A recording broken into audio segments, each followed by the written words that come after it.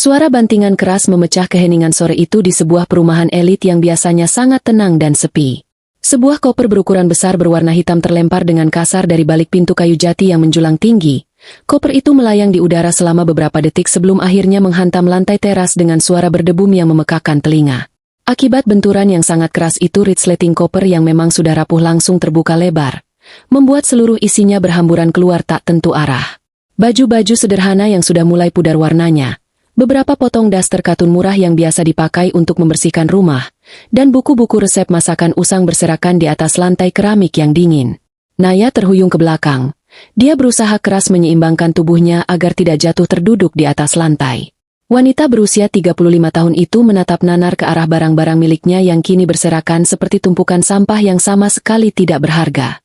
Di ambang pintu rumah mewah itu, berdirilah seorang wanita parubaya dengan wajah merah padam karena amarah yang memuncak.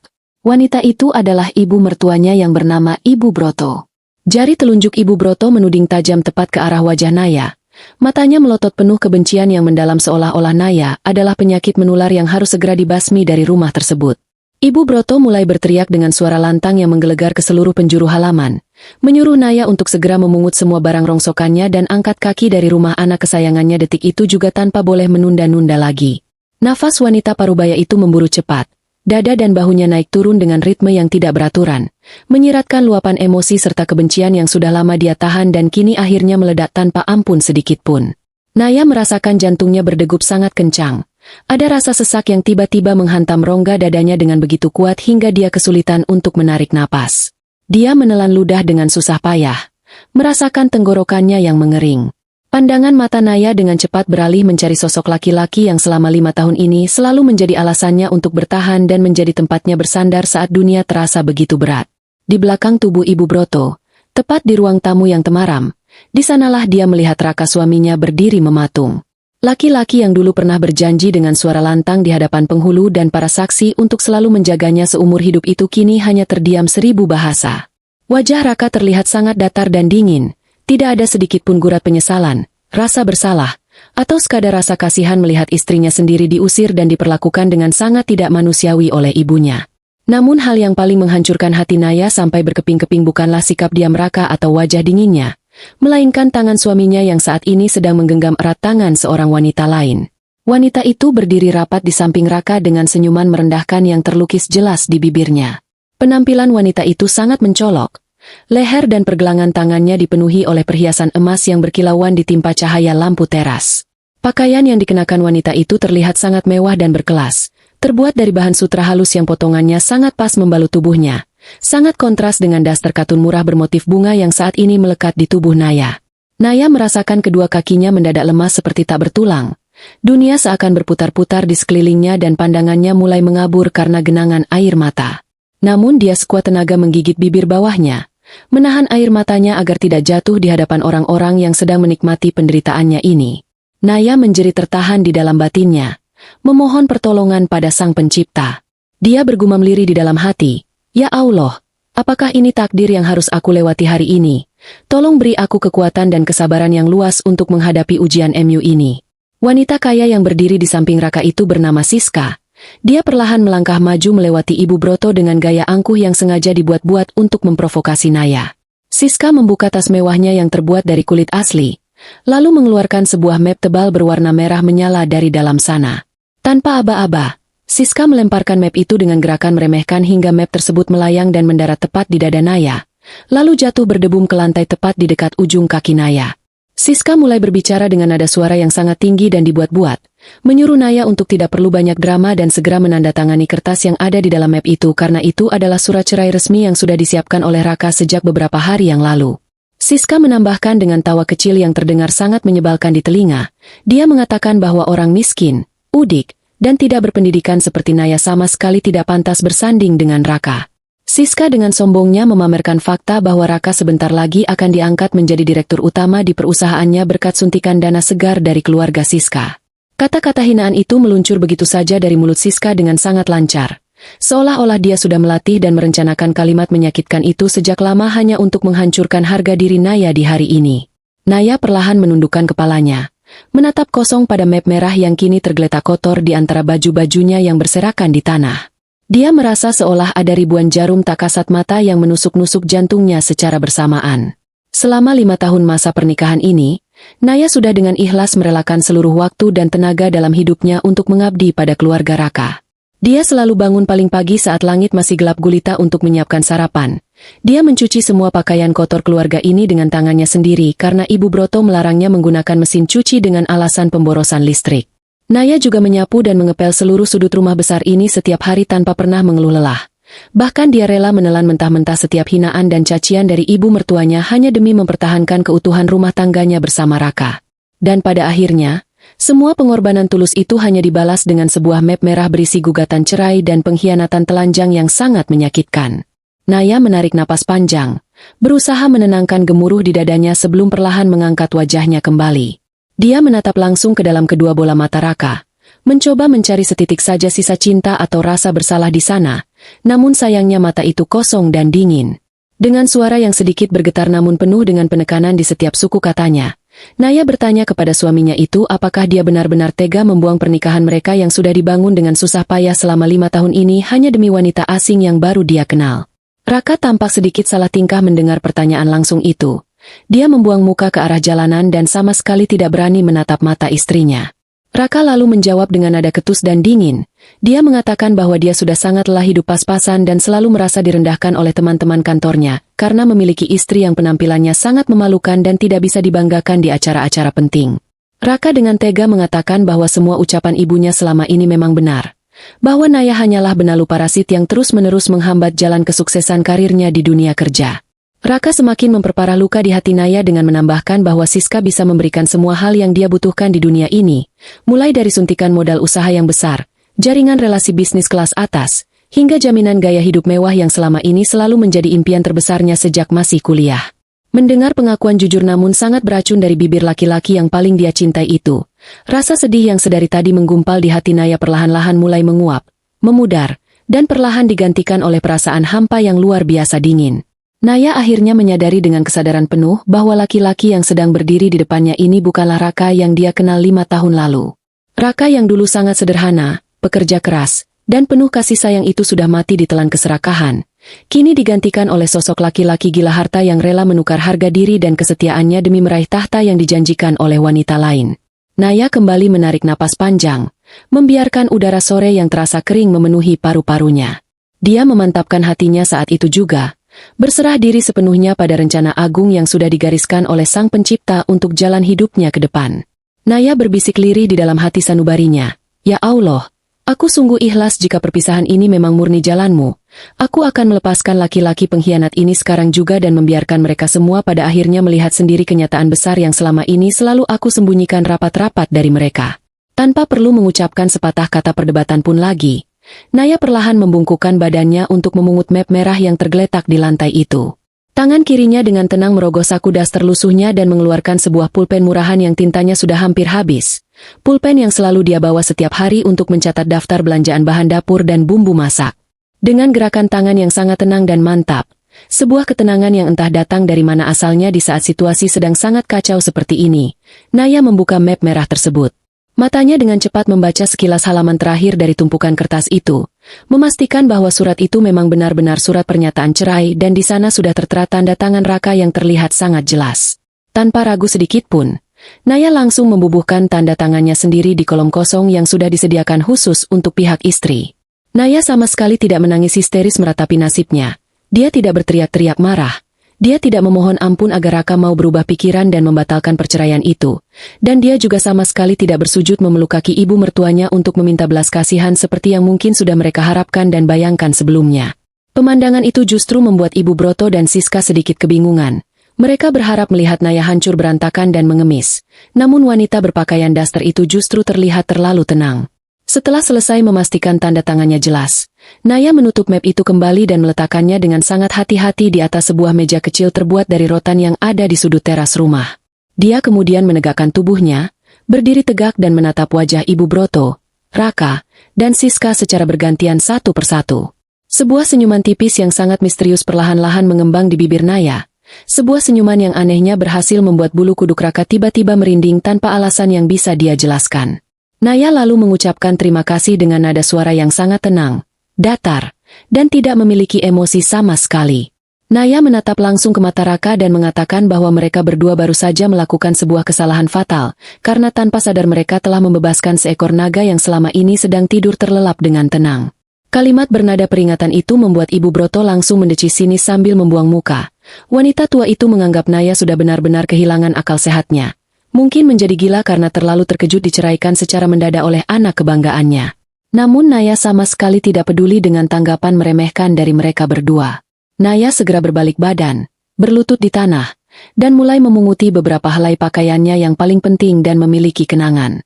Naya memasukkan gulungan baju-baju itu kembali ke dalam koper hitamnya, memaksa menutup resleting yang sudah rusak itu, lalu menarik gagang koper dengan kuat.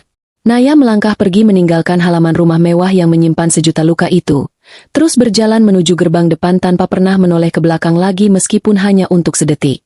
Angin sore berhembus cukup kencang menyapu rambut Naya ketika dia berjalan menyusuri trotoar perumahan yang bersih dan tertata rapi itu. Roda kopernya yang berderit-derit menciptakan suara bising yang memecah keheningan jalanan. Beberapa tetangga yang kebetulan sedang menyiram tanaman atau duduk di teras sejak tadi mengintip dari balik pagar rumah mereka. Para tetangga itu hanya bisa berbisik-bisik sesama mereka melihat kepergian Naya yang terusir dengan cara yang sangat memalukan. Namun tidak ada satupun dari mereka yang berani keluar dari pagar untuk sekadar bertanya atau menawarkan bantuan. Naya membiarkan tatapan kasihan dan cemoohan itu menembus punggungnya. Dia terus melangkahkan kakinya dengan ritme yang teratur beradu dengan aspal jalanan perumahan.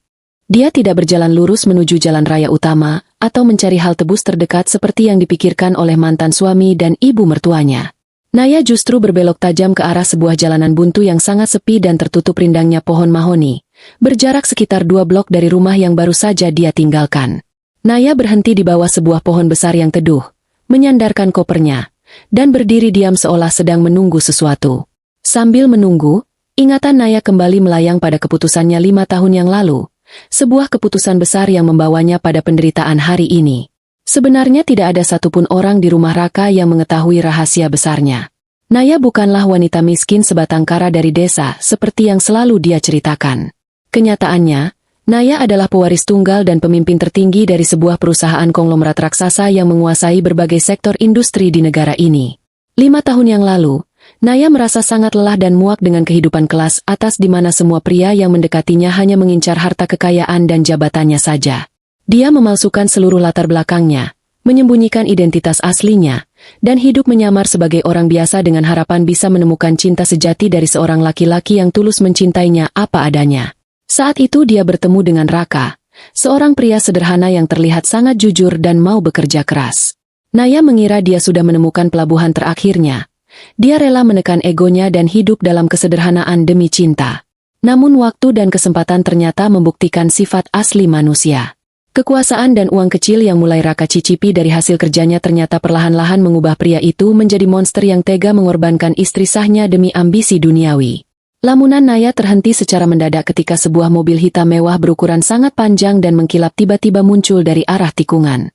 Mobil buatan Eropa yang harganya mencapai belasan miliar itu melaju dengan suara mesin yang sangat halus nyaris tak terdengar, membelah jalanan sepi itu dan perlahan berhenti tepat di samping tempat Naya berdiri. Kaca mobil yang gelap gulita membuat tidak ada orang yang bisa melihat ke bagian dalam. Sesaat setelah mobil berhenti sempurna, pintu depan sebelah kiri terbuka dan seorang pria muda berwajah sangat tampan keluar dengan sigap. Pria itu mengenakan setelan jas hitam yang dijahit khusus. Penampilannya sangat rapi dan profesional. Pria itu berjalan cepat memutari badan mobil, lalu membukakan pintu penumpang bagian belakang sambil membungkukkan badannya dengan sudut yang sangat dalam sebagai tanda hormat yang luar biasa. Pria muda itu adalah asisten pribadinya yang paling setia bernama Dimas. Dimas menatap Naya dengan pandangan penuh rasa hormat lalu menyapanya dengan sebutan Nona Naya. Dia mengucapkan selamat datang kembali ke dunia nyata setelah sekian lama bersembunyi. Dimas kemudian mengambil alih koper usang yang ada di dekat kaki Naya, memperlakukan koper rusak itu dengan sangat hati-hati seolah-olah itu adalah barang berharga, lalu memasukkannya ke dalam bagasi mobil. Naya tidak banyak bicara. Dia langsung melangkah masuk ke dalam kabin mobil yang terasa sangat sejuk, luas, dan beraroma wangi kemewahan. Begitu pintu mobil ditutup, suasana di dalam kabin menjadi sangat kedap suara, memisahkan Naya sepenuhnya dari hiruk-pikuk kehidupan jalanan. Naya menyandarkan tubuhnya yang terasa kaku di kursi kulit yang sangat empuk, merasakan ketegangan yang membebani bahunya selama 5 tahun terakhir perlahan-lahan luruh. Di dalam mobil itu, Naya membuka sebuah laci kompartemen kecil yang ada di depannya dan mengeluarkan sebatang lipstik berwarna merah menyala dengan merek ternama.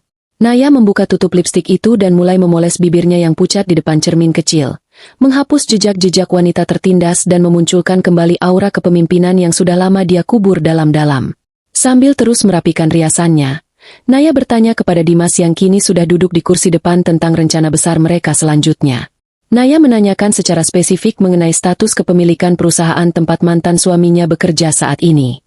Dimas yang duduk di kursi penumpang depan segera membalikan badannya sedikit menghadap ke belakang. Dengan suara yang sangat tenang dan penuh keyakinan, Dimas melaporkan bahwa semua dokumen akuisisi sudah disiapkan oleh tim hukum mereka dan sudah diletakkan di atas meja kerja Naya sejak kemarin sore. Dimas menjelaskan bahwa mereka hanya tinggal menunggu satu perintah langsung dari Naya untuk segera mengeksekusi pembelian secara agresif. Mendengar laporan yang sangat memuaskan itu, Naya menghentikan gerakan tangannya yang sedang memegang lipstik. Naya tersenyum puas melihat pantulan wajah barunya di cermin. Wajah seorang wanita kuat, berkuasa, dan sangat berbahaya yang tidak akan pernah bisa diinjak-injak atau direndahkan lagi oleh siapapun di dunia ini. Sorot matanya yang tadi terlihat sayu dan penuh air mata kini berubah menjadi tajam bagaikan sebilah pedang yang siap menebas apa saja yang menghalangi jalannya. Naya menutup lipstiknya dengan bunyi klik yang pelan namun tegas. Naya kemudian memberikan perintah pertamanya setelah 5 tahun vakum. Dia menyuruh Dimas untuk membeli seluruh saham mayoritas perusahaan tempat Raka bekerja besok pagi, tepat pada detik pertama saat bursa saham dibuka untuk umum. Naya memberikan instruksi tambahan yang sangat jelas. Dia ingin memastikan bahwa mulai besok pagi dan seterusnya, kehidupan karir Raka, nasib keluarga Siska yang sombong, dan masa depan Ibu Broto akan berada sepenuhnya di bawah kendali tangannya. Naya ingin mereka semua merasakan bagaimana rasanya berada di posisi paling bawah, tidak berdaya, dan memohon belas kasihan pada orang yang dulu mereka buang seperti sampah. Dimas menganggukkan kepalanya dengan mantap mengerti perintah tersebut. Lalu dia memberikan instruksi kepada sopir untuk melajukan mobil mewah itu menuju markas besar perusahaan mereka yang terletak di pusat kota. Mobil hitam mengkilap itu pun perlahan melaju meninggalkan jalanan sepi perumahan pinggiran kota tersebut, membawa Naya kembali ke tahta kekuasaannya yang sebenarnya, meninggalkan cerita lama yang penuh penderitaan dan bersiap untuk memulai sebuah babak baru yang penuh dengan pembalasan dendam yang sangat elegan dan terencana dengan matang. Naya memandang keluar jendela mobil, menatap gedung-gedung tinggi yang mulai terlihat di kejauhan, menyadari bahwa permainan yang sesungguhnya baru saja akan dimulai dan dia memegang semua kartu as di tangannya. Perjalanan menuju pusat kota memakan waktu hampir 1 jam menembus kemacetan jalanan ibu kota yang mulai padat di sore hari. Mobil mewah yang membawa Naya akhirnya berbelok memasuki sebuah kawasan perumahan elit kelas atas yang dijaga sangat ketat oleh barisan petugas keamanan berbadan tegap. Pintu gerbang besi bercat emas setinggi 5 meter terbuka secara otomatis menyambut kedatangan sang pemilik aslinya. Mobil itu meluncur mulus menyusuri jalanan pribadi yang diapit oleh taman bunga mawar yang tertata sangat rapi dan sebuah air mancur besar di tengah bundaran halaman depan. Di ujung jalan tersebut berdirilah sebuah rumah mewah bergaya klasik Eropa yang ukurannya 10 kali lipat lebih besar dari rumah Raka. Puluhan pelayan berseragam rapi sudah berbaris rapi di depan pintu utama, menundukkan kepala mereka dalam-dalam saat mobil berhenti tepat di depan anak tangga marmer. Dimas asisten kepercayaannya itu dengan sigap turun dan membukakan pintu untuk Naya. Saat kaki Naya menginjak lantai marmer yang dingin, ingatan menyakitkan kembali berputar di kepalanya. Dia teringat bagaimana baru beberapa jam yang lalu dia harus mengepel lantai keramik rumah Ibu Broto sampai tangannya melepuh. Dan sekarang dia kembali berdiri di atas lantai marmer impor yang harganya setara dengan harga keseluruhan rumah mantan suaminya itu. Salah satu kepala pelayan wanita yang sudah bekerja belasan tahun di keluarga Adiguna menyambut Naya dengan mata berkaca-kaca. Dia mengambil alih koper butut Naya dan segera memerintahkan pelayan lain untuk menyiapkan air hangat dan pakaian ganti terbaik untuk sang majikan. Naya berjalan menyusuri lorong-lorong rumahnya yang dipenuhi lukisan mahal dan lampu kristal gantung yang menyilaukan mata, merasakan betapa berbedanya kehidupan yang dia jalani selama 5 tahun terakhir dengan takdir yang sebenarnya sudah digariskan untuknya sejak dia dilahirkan. Sambil merendam tubuhnya di dalam bak mandi air hangat yang dicampur dengan minyak esensial mahal, pikiran Naya melayang mundur mengingat masa-masa kelam di rumah Raka. Dia masih ingat betul kejadian minggu lalu saat dia sedang memasak sayur kesukaan Raka di dapur yang pengap dan sempit. Saat itu Ibu Broto tiba-tiba datang dan menumpahkan panci sayur yang masih mendidih itu ke lantai hanya karena alasan rasanya kurang garam, membuat cipratan kuah panasnya mengenai punggung kaki Naya hingga meninggalkan bekas luka bakar kemerahan.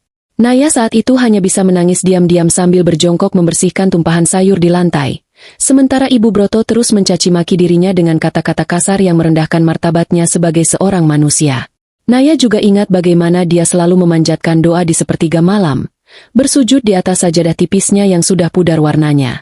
Di dalam setiap sujudnya dia selalu memohon dan mengadu, "Ya Allah, berikanlah hamba kesabaran seluas samudra untuk menghadapi semua cobaan ini, dan jika memang ini adalah jalanmu maka tuntunlah hamba untuk selalu kuat." Namun kesabaran itu ternyata ada batasnya, dan batas itu telah ditembus dengan sangat kejam hari ini ketika Raka membawa Siska ke rumah mereka dan menyerahkan surat cerai itu begitu saja tanpa ada rasa bersalah sedikit pun di wajahnya. Kini setelah semua pengkhianatan itu terungkap dengan jelas, Naya tidak akan lagi meneteskan air mata untuk orang-orang yang tidak menghargai sedikit pun pengorbanannya.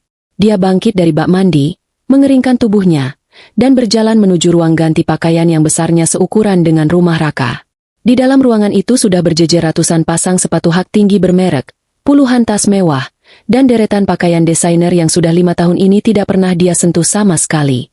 Naya memilih sebuah setelan jas wanita berwarna biru gelap yang memiliki potongan sangat tegas dan elegan, dipadukan dengan kemeja sutra berwarna putih bersih di bagian dalamnya. Ketika dia melihat pantulan dirinya di cermin besar setinggi 2 meter, sosok wanita lemah lembut yang selalu menunduk ketakutan itu sudah lenyap tak berbekas, digantikan oleh aura kepemimpinan seorang bos besar yang siap menghancurkan siapa saja yang berani bermain-main dan merendahkan harga dirinya. Setelah selesai merias diri dengan gaya yang sangat profesional dan tegas, Naya melangkah keluar dari kamarnya menuju ruang kerja pribadinya yang terletak di sayap kanan bangunan utama kediamannya. Ruangan itu didominasi oleh perabotan berbahan kayu jati padat yang diukir indah, rak-rak buku yang menjulang tinggi hingga menyentuh langit-langit, dan sebuah meja kerja besar di tengah ruangan tempat Dimas sudah menunggu dengan setumpuk dokumen penting di tangannya. Naya duduk di kursi kulit kebesarannya, menyandarkan punggungnya dengan nyaman, dan meminta Dimas untuk segera mempresentasikan hasil penyelidikan cepatnya mengenai latar belakang Siska dan kondisi real keuangan keluarganya. Dimas menyalakan layar proyektor besar di dinding dan mulai menjelaskan dengan sangat rinci bahwa keluarga Siska sebenarnya sama sekali tidak sekaya yang mereka pamerkan selama ini. Ayah Siska memang terdaftar memiliki sebuah perusahaan properti kelas menengah. Namun sejak 2 tahun terakhir perusahaan tersebut terus-menerus mengalami kerugian besar, akibat salah urus manajemen dan gaya hidup mewah anggota keluarganya yang sangat tidak terkendali. Dimas membeberkan fakta yang sangat mengejutkan bahwa saat ini perusahaan ayah Siska sedang terlilit hutang raksasa sebesar puluhan miliar rupiah. Dan yang paling ironis adalah sebagian besar hutang macet tersebut ternyata dipinjam dari salah satu bank swasta yang saham mayoritasnya dimiliki sepenuhnya oleh perusahaan milik Naya. Keluarga Siska saat ini sedang berada di ambang kebangkrutan total. Rumah mewah yang mereka tempati dan semua mobil sport yang sering dipamerkan Siska di media sosial sebenarnya sudah berstatus sebagai barang sitaan jaminan bank yang bisa ditarik paksa kapan saja menunggu jatuh tempo bulan depan. Mendengar penjelasan rinci dari asistennya itu, Naya tidak bisa menahan senyum sinis yang mengembang pelan di bibirnya. Dia baru menyadari betapa bodohnya Raka karena rela menukar istri yang sangat setia dan tulus dengan seorang wanita penipu yang hanya ingin memanfaatkan harta Raka untuk menyelamatkan keluarganya dari jurang kehancuran. Siska rupanya mendekati Raka bukan karena dasar cinta atau ketertarikan fisik, melainkan karena dia sudah menyelidiki dan mengetahui bahwa perusahaan tempat Raka bekerja sedang mencari celah untuk ekspansi bisnis dan Raka memiliki posisi yang cukup strategis sebagai manajer senior. Siska memanipulasi Raka dengan janji-janji manis bahwa ayahnya akan memberikan suntikan dana segar bernilai miliaran rupiah ke perusahaan Raka, asalkan Raka bisa memastikan posisinya naik menjadi direktur utama dan segera memberikan proyek-proyek besar kepada perusahaan ayahnya sebagai timbal balik yang saling menguntungkan. Raka yang sudah dibutakan oleh ambisi jabatan dan tergoda oleh penampilan fisik Siska yang selalu dibalut barang mewah dari ujung kepala sampai ujung kaki sama sekali tidak menyadari bahwa dia sedang berjalan masuk ke dalam perangkap mematikan. Naya meminta Dimas untuk menunjukkan rincian mutasi rekening pribadi Raka yang juga berhasil dilacak oleh tim keamanannya yang sangat canggih. Terlihat sangat jelas di layar presentasi bahwa selama 6 bulan terakhir, Raka secara diam-diam telah menguras seluruh tabungan bersama yang selama ini dikumpulkan oleh Naya sedikit demi sedikit dari sisa uang belanja dapur. Raka memindahkan semua uang itu dengan licik untuk membelikan Siska perhiasan mahal dan mentraktir wanita itu liburan mewah ke luar negeri. Sementara Naya di rumah harus memutar otak mencari cara agar uang belanja yang sangat minim bisa cukup untuk makan mereka sekeluarga dan Ibu Broto. Mengetahui fakta pengkhianatan finansial yang berlapis-lapis ini membuat darah Naya kembali mendidih. Uang tabungan itu sebagian besar adalah hasil keringat Naya sendiri yang diam-diam menerima pesanan kue kering dari tetangga untuk menambah uang jajan cadangan. Namun Raka dengan teganya merampas semua itu demi memuaskan gaya hidup wanita lain. Naya menatap tajam ke arah Dimas dan langsung memerintahkan agar seluruh proses akuisisi perusahaan Raka dipercepat malam ini juga. Dia menegaskan tidak peduli berapa banyak uang tunai yang harus dikeluarkan asalkan besok pagi seluruh jajaran Dewan Direksi sudah tahu bahwa Korporasi Adiguna adalah pemilik sah yang baru dan berkuasa penuh atas perusahaan tersebut. Naya juga memerintahkan Dimas untuk segera membekukan semua fasilitas kredit keluarga Siska di bank miliknya tepat pada besok pagi, agar wanita sombong itu segera menyadari bahwa roda nasib sedang berputar dengan sangat cepat untuk menggilas kesombongannya sampai hancur tak bersisa. Sementara itu di tempat yang sangat jauh dari kemewahan rumah Naya, tepatnya di rumah Raka yang kini terasa lebih lengang tanpa kehadiran Naya, suasana perayaan sedang berlangsung dengan sangat meriah dan penuh tawa.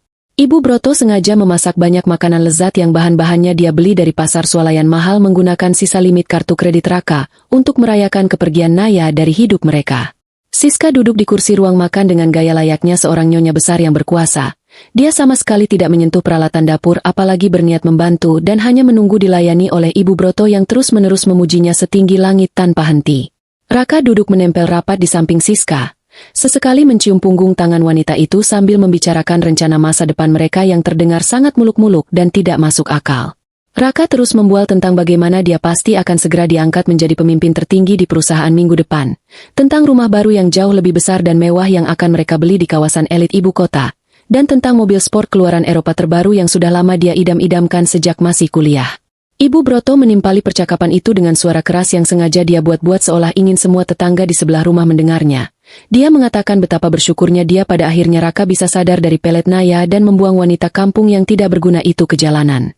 Wanita tua yang penuh dengan kedengkian itu membayangkan Naya saat ini pasti sedang menangis terseduh-seduh di pinggir jalan raya yang gelap, kelaparan, kedinginan, dan tidak tahu harus tidur di mana karena tidak punya uang sepeser pun di kantong celananya. Siska tertawa terbahak-bahak menanggapi lelucon kejam ibu mertua barunya itu. Dia merasa sangat menang karena berhasil menyingkirkan istri sah Raka dengan sangat mudah hanya bermodalkan tas mahal palsu dan ancaman kosong. Mereka bertiga bersulang menggunakan gelas kaca berisi sirup mahal untuk menggantikan minuman keras. Merayakan sebuah kebahagiaan semu yang dibangun di atas air mata dan penderitaan orang yang tulus. Mereka sama sekali tidak menyadari sedikit pun bahwa badai kehancuran yang sangat besar dan mengerikan sedang bergerak cepat dari arah pusat kota menuju ke arah mereka. Badai pembalasan dendam yang diciptakan langsung oleh wanita yang baru saja mereka hina dan mereka usir dengan sangat tidak manusiawi pada sore hari itu. Di tengah perayaan di rumah Raka yang dipenuhi tawa palsu dan harapan-harapan kosong tersebut, sebenarnya Siska menyimpan kepanikan yang luar biasa besar di dalam hatinya yang terdalam. Sesaat setelah Ibu Broto pergi ke dapur sebentar untuk mengambil tumpukan piring kotor, ponsel mahal yang ada di dalam tas Siska bergetar berulang kali menandakan ada panggilan masuk yang sangat mendesak. Siska melirik layar ponselnya sekilas dan melihat nama ayahnya tertera di sana dengan huruf tebal yang berkedip-kedip.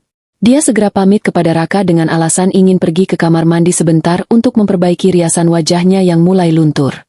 Begitu pintu kamar mandi tertutup dan terkunci rapat, Siska langsung mengangkat telepon itu dengan tangan yang sedikit gemetar karena gugup. Suara ayahnya di ujung telepon terdengar sangat panik, marah, dan putus asa menjadi satu. Ayahnya bercerita bahwa pihak bank secara tiba-tiba menelepon malam itu juga dan memberikan peringatan keras tanpa kompromi bahwa seluruh aset keluarga mereka termasuk rumah akan disita besok pagi jika mereka tidak bisa membayar lunas tunggakan bunga hutang yang sudah menunggak selama 3 bulan berturut-turut. Ayah Siska mendesak putrinya itu dengan nada mengancam untuk segera memaksa Raka mencairkan dana tabungan apapun yang dia miliki atau meminjam uang secara ilegal dari kas perusahaan tempat Raka bekerja menggunakan jabatannya saat ini. Siska menggigit kuku jari telunjuknya dengan cemas. Dia berbisik dengan nada tertahan kepada ayahnya agar tidak bertindak ceroboh dan tidak panik karena dia meyakinkan ayahnya bahwa dia sudah berhasil menyingkirkan istri udik Raka sore ini dan sekarang dia bisa menguasai pria bodoh itu sepenuhnya sesuai rencananya.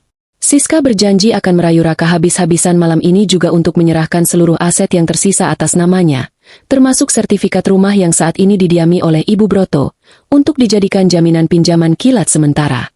Siska mematikan telepon dengan napas terengah-engah yang memburu. Dia menatap wajahnya sendiri di cermin kamar mandi yang berembun, berusaha menata kembali senyum palsunya yang menggoda agar tidak terlihat sedang tertekan. Dia harus bermain sangat rapi mulai sekarang. Dia tidak boleh membiarkan Raka dan Ibu Broto tahu kebenaran bahwa wanita kaya raya yang mereka bangga-banggakan ini sebenarnya hanyalah penipu ulung yang keluarganya sedang berada tepat di pinggir tebing kehancuran finansial yang sangat memalukan. Sementara itu Ibu Broto yang sedang berada sendirian di dapur justru sibuk membongkar sisa-sisa barang peninggalan Naya yang diletakkan di sudut lemari dan tidak sempat dibawa pergi sore tadi. Dia menemukan beberapa toples kaca yang masih tertutup rapat berisi kue kering hasil buatan tangan Naya yang rencananya akan dititipkan besok pagi ke warung depan komplek perumahan. Bukannya merasa bersalah karena telah mengusir menantunya tanpa bekal apapun, wanita tua yang hatinya sudah dipenuhi keserakahan itu justru memindahkan kue-kue tersebut dengan cepat ke dalam toples plastik murah dan berencana untuk menjualnya sendiri besok pagi agar dia bisa mengantongi semua uang hasil penjualannya untuk kesenangannya sendiri. Ibu Broto bergumam sendirian sambil terkekeh pelan di dapur yang sepi. Dia memuji dirinya sendiri yang merasa sangat pintar karena berhasil memanipulasi pikiran Raka selama 5 tahun ini untuk terus-menerus membenci dan meremehkan Naya. Ibu Broto memang sejak awal pernikahan mereka tidak pernah menyukai Naya karena menurutnya Naya terlalu kampungan, terlalu pendiam, dan penampilannya tidak bisa diajak pamer kekayaan saat ada acara kumpul arisan rutin dengan ibu-ibu perumahan lainnya. Dulu Ibu Broto selalu merasa gengsi dan malu ketika teman-temannya memamerkan menantu mereka yang bekerja sebagai pegawai bank ternama atau dokter di rumah sakit. Sementara dia hanya bisa diam menahan kekesalan karena menantunya hanya seorang ibu rumah tangga biasa yang kerjaannya hanya berkutat di dapur memasak dan mengepel lantai. Ibu Broto selalu menanamkan pemikiran beracun di kepala Raka sejak tahun pertama pernikahan mereka perlahan-lahan, terus-menerus membandingkan Naya dengan wanita karir di luar sana, menceritakan kebohongan-kebohongan kecil tentang bagaimana Naya berani melawan saat Raka tidak ada di rumah, dan terus merongrong Raka agar mencari wanita lain yang derajatnya lebih pantas. Kini usahanya selama bertahun-tahun akhirnya membuahkan hasil yang sangat manis. Dia mendapatkan Siska yang menurutnya selalu memberikannya barang-barang mewah dan uang belanja yang berlimpah. Setidaknya itulah yang Ibu Broto yakini mati-matian di dalam kepalanya. Dia sangat tidak sabar menunggu hari esok segera tiba. Hari di mana dia berencana untuk mengundang seluruh anggota arisannya datang ke rumah untuk memamerkan calon menantu barunya yang sangat kaya raya itu. Sebuah rencana bodoh yang kelak akan menjadi bumerang paling memalukan sepanjang sejarah hidupnya. Kembali ke ruang kerja yang mewah di kediaman Naya. Jarum jam besar berbahan kayu mahoni antik di sudut ruangan sudah menunjuk lurus ke angka 12 malam. Dimas masih berdiri setia dengan sikap sempurna di samping meja kerja, menunggu instruksi terakhir dari pemimpin tertingginya sebelum dia pamit undur diri untuk beristirahat. Naya menutup semua map dokumen yang berserakan di mejanya, merapikannya menjadi satu tumpukan yang sangat rapi, lalu menyerahkannya kembali kepada asisten kepercayaannya itu dengan tatapan mata yang tajam. Naya memberikan instruksi tambahan yang sangat mendetail mengenai jadwal kegiatan untuk esok hari. Dia meminta Dimas untuk menyiapkan pakaian kerja yang paling tegas, mahal, dan mengintimidasi, serta menyiapkan iring-iringan mobil pengawal khusus untuk mengawal perjalanannya menuju kantor baru besok pagi. Naya juga berpesan dengan sangat tegas agar Dimas segera menghubungi pihak keamanan gedung perusahaan tempat Raka bekerja malam ini juga, untuk memastikan bahwa besok akan ada rapat besar seluruh jajaran eksekutif pada jam 10 pagi tepat tanpa terkecuali. Dan siapa saja yang berani datang terlambat meskipun hanya 1 menit akan langsung dipecat dengan tidak hormat hari itu juga tanpa pesangon. Naya menekankan berkali-kali bahwa identitasnya sebagai pemilik baru perusahaan tersebut harus benar-benar dirahasiakan rapat-rapat sampai detik di mana dia melangkah masuk ke dalam ruang rapat tamu penting itu sendiri. Dia tidak ingin ada pihak manapun yang membocorkan kejutan besar ini kepada Raka atau orang-orang di sekitarnya. Dimas mencatat semua instruksi itu dengan sangat teliti di buku catatan kecil bersampul kulit miliknya, lalu menundukkan kepalanya dalam-dalam sebagai tanda hormat sebelum melangkah mundur perlahan keluar dari ruangan yang luas itu. Setelah asistennya benar-benar pergi menutup pintu, Naya berjalan perlahan menuju rak buku besarnya di sudut ruangan, mengambil sebuah bingkai foto kayu kecil yang selama ini sengaja dia sembunyikan di balik deretan ensiklopedia tebal. Foto itu menampilkan wajahnya dan Raka saat mereka berdua baru saja selesai melangsungkan acara akad nikah yang sangat sederhana 5 tahun yang lalu. Wajah Naya di foto itu terlihat sangat polos dan penuh dengan harapan tentang rumah tangga yang bahagia. Sementara wajah Raka tersenyum lebar memamerkan kebahagiaan yang saat itu terasa begitu jujur dan tulus. Naya menatap foto lama itu cukup lama di bawah temaram cahaya lampu ruang kerjanya. Tidak ada lagi sedikit pun air mata yang tersisa di sudut matanya. Kini yang tersisa hanyalah rasa muak yang mendalam melihat kepalsuan yang tersembunyi di balik senyum laki-laki di dalam foto tersebut. Dengan gerakan tangan yang sangat tenang dan tidak ragu-ragu sama sekali, Naya membuang bingkai foto kayu itu ke dalam tempat sampah besi yang ada di dekat ujung kakinya, membiarkan kaca bingkainya retak berantakan beradu dengan dasar tempat sampah. Naya berbisik pelan seolah sedang berbicara pada dirinya di masa lalu, meyakinkan dirinya sendiri bahwa wanita lemah yang selalu mengalah dan memohon belas kasihan cinta itu sudah mati sore tadi di halaman rumah Raka bersamaan dengan terlemparnya koper hitam itu. Dan wanita yang berdiri di sini sekarang adalah sang penguasa sejati yang akan memastikan bahwa setiap tetes air mata yang pernah jatuh di lantai rumah itu tidak akan pernah terbuang percuma. Besok adalah hari pembalasan yang sesungguhnya yang sudah sangat lama tertunda. Hari di mana realita palsu yang selama ini diputarbalikan oleh Raka dan keluarganya akan diluruskan kembali oleh tangannya sendiri dengan cara yang paling menyakitkan bagi para pengkhianat tersebut. Keesokan paginya matahari terbit menyinari jalanan kota yang mulai kembali sibuk dengan rutinitas harian para pekerja kantoran yang terburu-buru mengejar waktu. Di sebuah gedung perkantoran bertingkat tinggi dengan desain kaca modern yang terletak di kawasan pusat bisnis paling strategis di ibu kota, Raka melangkahkan kakinya memasuki area lobi utama dengan gaya yang sangat arogan dan penuh dengan rasa percaya diri yang berlebihan. Dia mengenakan setelan jas baru berwarna abu-abu terang yang baru saja dia beli semalam menggunakan sisa batas limit kartu kreditnya. Kemeja putihnya disetrika sangat rapi tanpa kerutan sedikit pun, dan rambutnya disisir klimis ke belakang menggunakan gel rambut yang mengkilap menempel di kulit kepalanya. Saat melewati meja resepsionis panjang di lobi itu, Raka tidak lagi menyapa ramah para staf seperti yang biasanya dia lakukan setiap hari ketika dia masih merasa menjadi karyawan rendahan yang butuh bantuan orang lain. Melainkan dia hanya mengangkat dagunya dengan sombong menatap lurus ke depan seolah-olah dia sudah menjadi pemilik gedung pencakar langit tersebut. Beberapa rekan kerja satu divisinya yang sedang berkumpul menunggu antrian di depan pintu lift menatap heran dan saling berbisik melihat perubahan sikap Raka yang sangat drastis dan menyebalkan pagi itu. Salah satu teman baiknya sejak awal masuk kerja yang bernama Bima mencoba menegur Raka dengan ramah dan bertanya mengapa dia terlihat sangat bahagia dan berbeda pagi ini. Apalagi hari ini rencananya akan ada rapat dadakan dari direksi pusat yang kabarnya sangat penting menyangkut masalah masa depan kepemilikan saham perusahaan mereka yang belakangan ini sedang tidak stabil. Raka hanya mendengus sinis meremehkan pertanyaan temannya yang peduli itu. Dia menepuk bahu Bima dengan sangat keras lalu mengatakan dengan suara yang cukup lantang agar sengaja didengar oleh karyawan lain di sekitarnya bahwa dia sama sekali tidak perlu takut dengan rapat apapun atau siapapun hari ini. Raka dengan sangat bangga dan suara yang menggema menyombongkan diri bahwa posisi pemimpin tertinggi di perusahaan ini sudah dipastikan akan jatuh ke tangannya dalam hitungan hari. Karena dia mengklaim bahwa calon mertuanya yang baru adalah seorang pengusaha properti raksasa yang akan segera menyuntikkan dana tunai tanpa batas ke dalam kas perusahaan mereka yang sedang goyah. Mendengar kesombongan yang luar biasa tidak masuk akal itu, Bima dan puluhan karyawan lainnya hanya bisa saling berpandangan dengan canggung dan memilih untuk menunduk dia menahan kekesalan mereka di dalam hati. Membiarkan Raka terus tenggelam semakin dalam ke dasar ilusinya sendiri yang sebentar lagi akan hancur lebur berkeping-keping tanpa dia sadari sedikit pun. Beberapa menit sebelum rapat besar yang menegangkan itu dijadwalkan untuk dimulai, suasana di lobi kantor mendadak menjadi sedikit riuh dan penuh bisik-bisik dengan kedatangan dua orang tamu perempuan yang penampilannya sangat mencolok mata dan mengganggu pemandangan.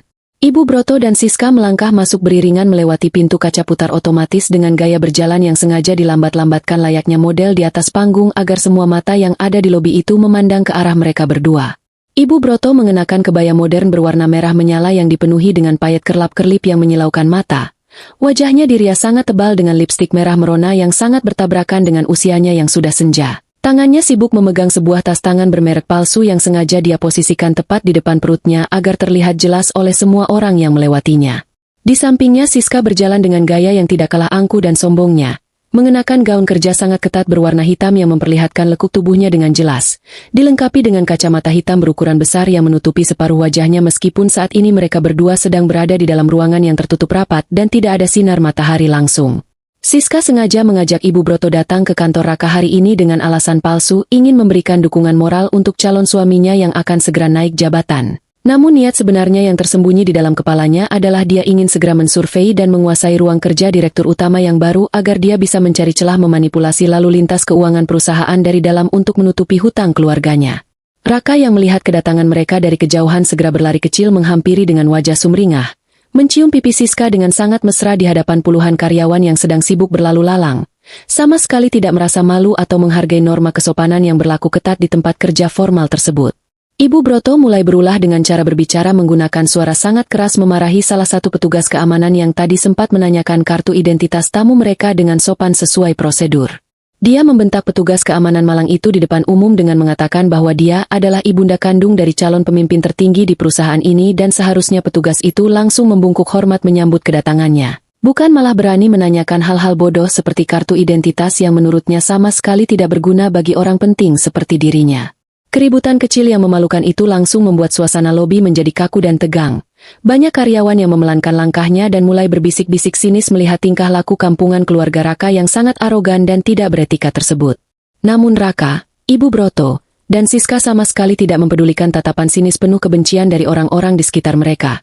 Mereka bertiga terus melangkah beriringan menuju lift khusus tamu penting dengan kepala tegak dan senyum kemenangan, merasa bahwa seluruh dunia dan isinya ini sudah sepenuhnya berada di bawah telapak tangan mereka. Mereka sama sekali tidak menyadari sedikit pun bahwa sang penguasa sesungguhnya sedang dalam perjalanan melesat menuju ke tempat yang sama untuk mencabut semua ilusi dan kesombongan mereka sampai ke akar-akarnya tanpa tersisa. Pintu lift khusus petinggi perusahaan yang terbuat dari baja mengkilap itu terbuka dengan suara dentingan halus di lantai paling atas gedung pencakar langit tersebut. Raka melangkah keluar terlebih dahulu dengan dada dibusungkan ke depan seolah dia adalah penguasa tunggal tempat itu. Diikuti oleh Siska dan Ibu Broto yang terus-menerus memandang takjub ke sekeliling ruangan yang berlapis karpet tebal berwarna merah marun. Lantai eksekutif ini biasanya sangat tenang dan dipenuhi oleh aura profesionalisme yang kaku. Namun kedatangan mereka bertiga seketika merusak suasana hikmat tersebut. Ibu Broto tanpa rasa sungkan sedikit pun mulai menyentuh-nyentuh hiasan Gucci antik yang dipajang di sepanjang lorong. Mulutnya terus bergumam membandingkan kemewahan kantor ini dengan rumah tetangganya di perumahan yang menurutnya sangat kampungan. Sementara itu Siska yang berjalan di samping Raka diam-diam mengedarkan pandangannya ke setiap sudut. Matanya yang tersembunyi di balik kacamata hitam besar itu dengan cepat menilai barang-barang berharga dan mencari tahu letak ruang keuangan atau ruang dokumen penting.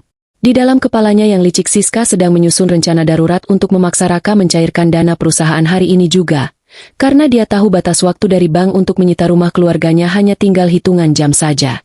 Raka yang sama sekali tidak menyadari kepanikan calon istrinya itu justru sibuk merapikan dasinya dan tersenyum angkuh kepada beberapa staf sekretaris yang sedang sibuk berlalu lalang menyiapkan dokumen rapat. Para staf itu menunduk sopan namun di dalam hati mereka merasa sangat muak melihat tingkah laku manajer tingkat menengah yang tiba-tiba bertingkah seperti pemilik modal utama ini.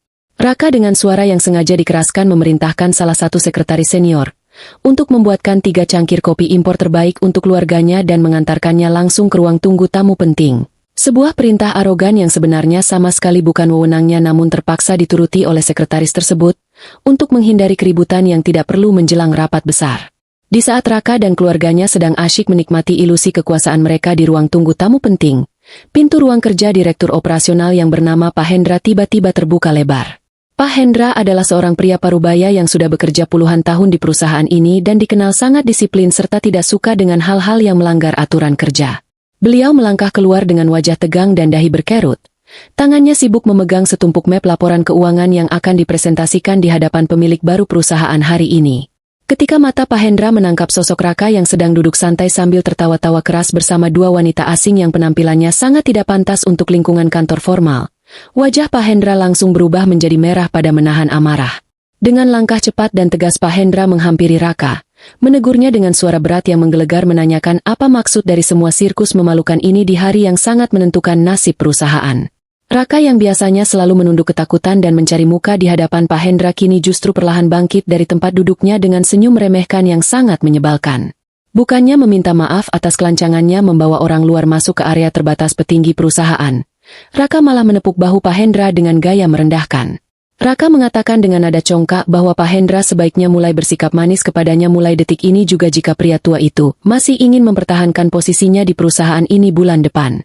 Raka membual dengan sangat meyakinkan bahwa wanita yang duduk di sofa itu adalah putri dari seorang pengusaha properti raksasa yang akan menyelamatkan perusahaan ini dari kebangkrutan.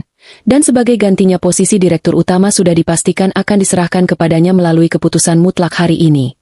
Mendengar ancaman kosong yang sangat konyol itu Pak Hendra hanya bisa menatap Raka dengan pandangan tidak percaya.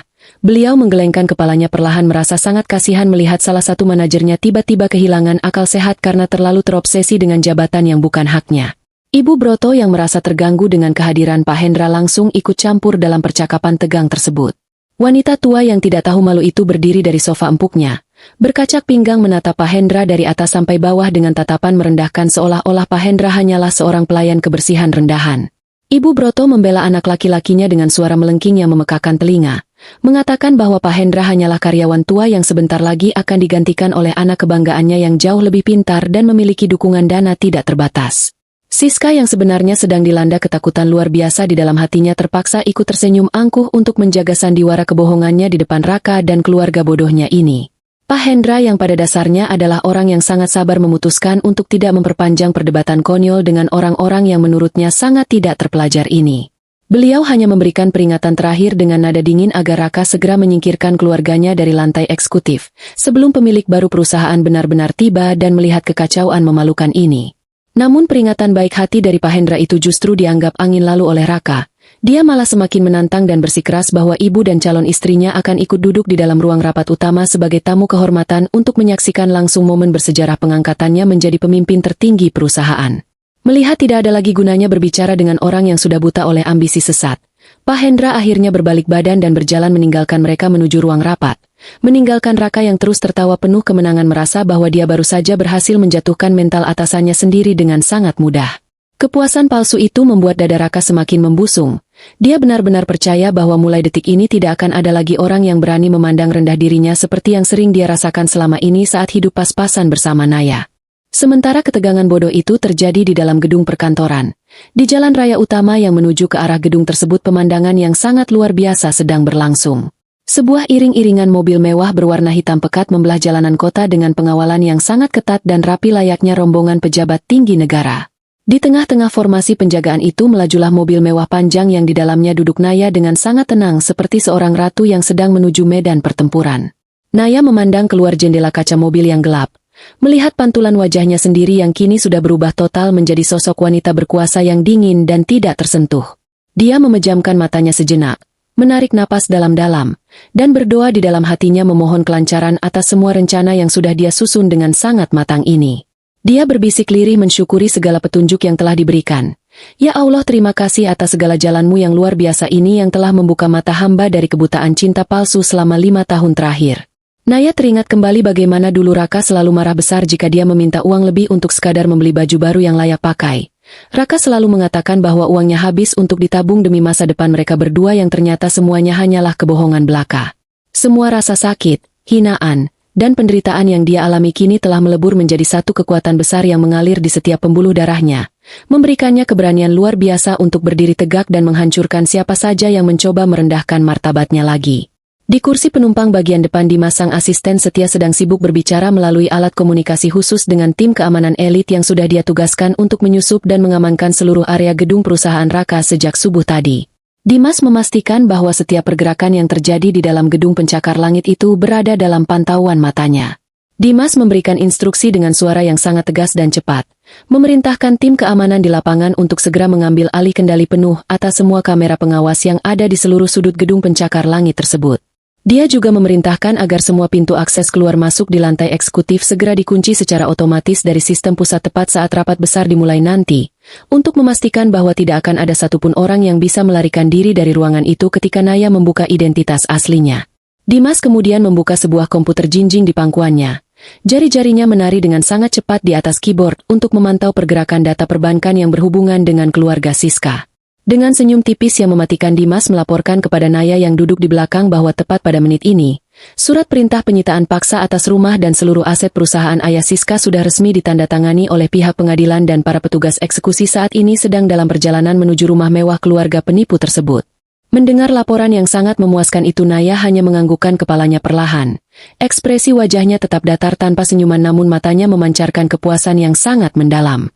Naya memerintahkan Dimas untuk memastikan bahwa Siska akan menerima kabar kehancuran keluarganya itu tepat saat wanita sombong itu sedang duduk di puncak kesombongannya di dalam ruang rapat nanti, agar efek kejutannya benar-benar bisa menghancurkan mental Siska hingga tidak bersisa. Rencana balas dendam ini disusun dengan tingkat presisi yang sangat tinggi seperti sebuah karya seni yang mematikan, di mana setiap langkah musuh sudah diperhitungkan dan dijebak dalam jaring laba-laba yang tidak terlihat namun sangat kuat mengikat setiap korbannya tanpa ampun. Kembali ke dalam ruang rapat utama di lantai eksekutif. Suasana di dalam ruangan yang luas itu terasa sangat dingin dan mencekam meskipun mesin pendingin ruangan sudah diatur pada suhu yang cukup nyaman. Meja bundar raksasa yang terbuat dari kayu mahoni solid membentang di tengah ruangan, dikelilingi oleh puluhan kursi kulit mewah yang saat ini sudah diduduki oleh seluruh jajaran dewan direksi dan para manajer senior perusahaan dengan wajah tegang. Tidak ada satupun orang yang berani berbicara dengan suara keras. Mereka semua hanya berbisik-bisik penuh kecemasan menebak-nebak siapa sebenarnya sosok misterius yang berhasil membeli saham mayoritas perusahaan mereka hanya dalam waktu semalam dengan nilai transaksi triliunan rupiah uang tunai. Di sudut ruangan tepat di belakang deretan kursi para petinggi, Raka dengan paksa menempatkan 2 buah kursi tambahan untuk diduduki oleh Siska dan Ibu Broto. Sebuah tindakan pelanggaran protokol yang sangat parah namun tidak ada petugas keamanan yang berani mengusir mereka. Karena Raka terus mengancam akan memecat siapa saja yang berani mengusik keluarganya hari ini. Ibu Broto duduk dengan punggung tegak dan dagu terangkat tinggi-tinggi, mengipas-ngipaskan tangannya yang dipenuhi perhiasan imitasi untuk memamerkan kekayaannya yang palsu kepada semua petinggi perusahaan yang ada di ruangan itu. Siska yang duduk di sebelahnya terus-menerus menggenggam ponselnya dengan tangan yang berkeringat dingin. Jantungnya berdebar sangat kencang tidak karuan karena ayahnya terus-menerus mengirimkan pesan singkat yang berisi kepanikan luar biasa tentang petugas bank yang sudah mulai berdatangan ke rumah mereka. Siska berusaha keras menutupi kegugupannya dengan sesekali merapikan rambutnya dan tersenyum kaku kepada Raka yang duduk di kursi barisan depan. Pria bodoh yang masih tersenyum lebar tanpa menyadari bahwa wanita yang dia banggakan itu saat ini sudah jatuh miskin dan sebentar lagi akan menjadi gelandangan. Waktu terus merambat maju menuju pukul 10 pagi tepat. Jarum jam dinding besar di ruangan itu seolah bergerak sangat lambat menyiksa saraf semua orang yang sedang menunggu dalam ketegangan yang sangat menyiksa dada. Tiba-tiba pintu ganda ruang rapat itu terbuka sedikit. Seorang sekretaris masuk dengan langkah tergesa-gesa dan wajah pucat pasi menghampiri Pak Hendra yang duduk di kursi pimpinan sementara. Sekretaris itu membisikkan sesuatu ke telinga Pak Hendra dengan suara bergetar ketakutan, melaporkan bahwa rombongan pemilik baru perusahaan baru saja tiba di lobi utama dengan pengawalan yang luar biasa mengerikan dan saat ini sedang menuju ke lantai eksekutif menggunakan lift pribadi. Mendengar kabar tersebut Pak Hendra segera berdiri dari kursinya, merapikan jasnya dengan cepat, dan memberikan isyarat tangan kepada seluruh orang di dalam ruangan untuk segera berdiri memberikan penghormatan menyambut kedatangan sang penguasa baru. Suasana di dalam ruang rapat seketika berubah menjadi sangat sunyi senyap. Saking sunyinya hingga suara detak jantung orang-orang di dalam sana seolah bisa terdengar dengan jelas beradu satu sama lain memecah keheningan.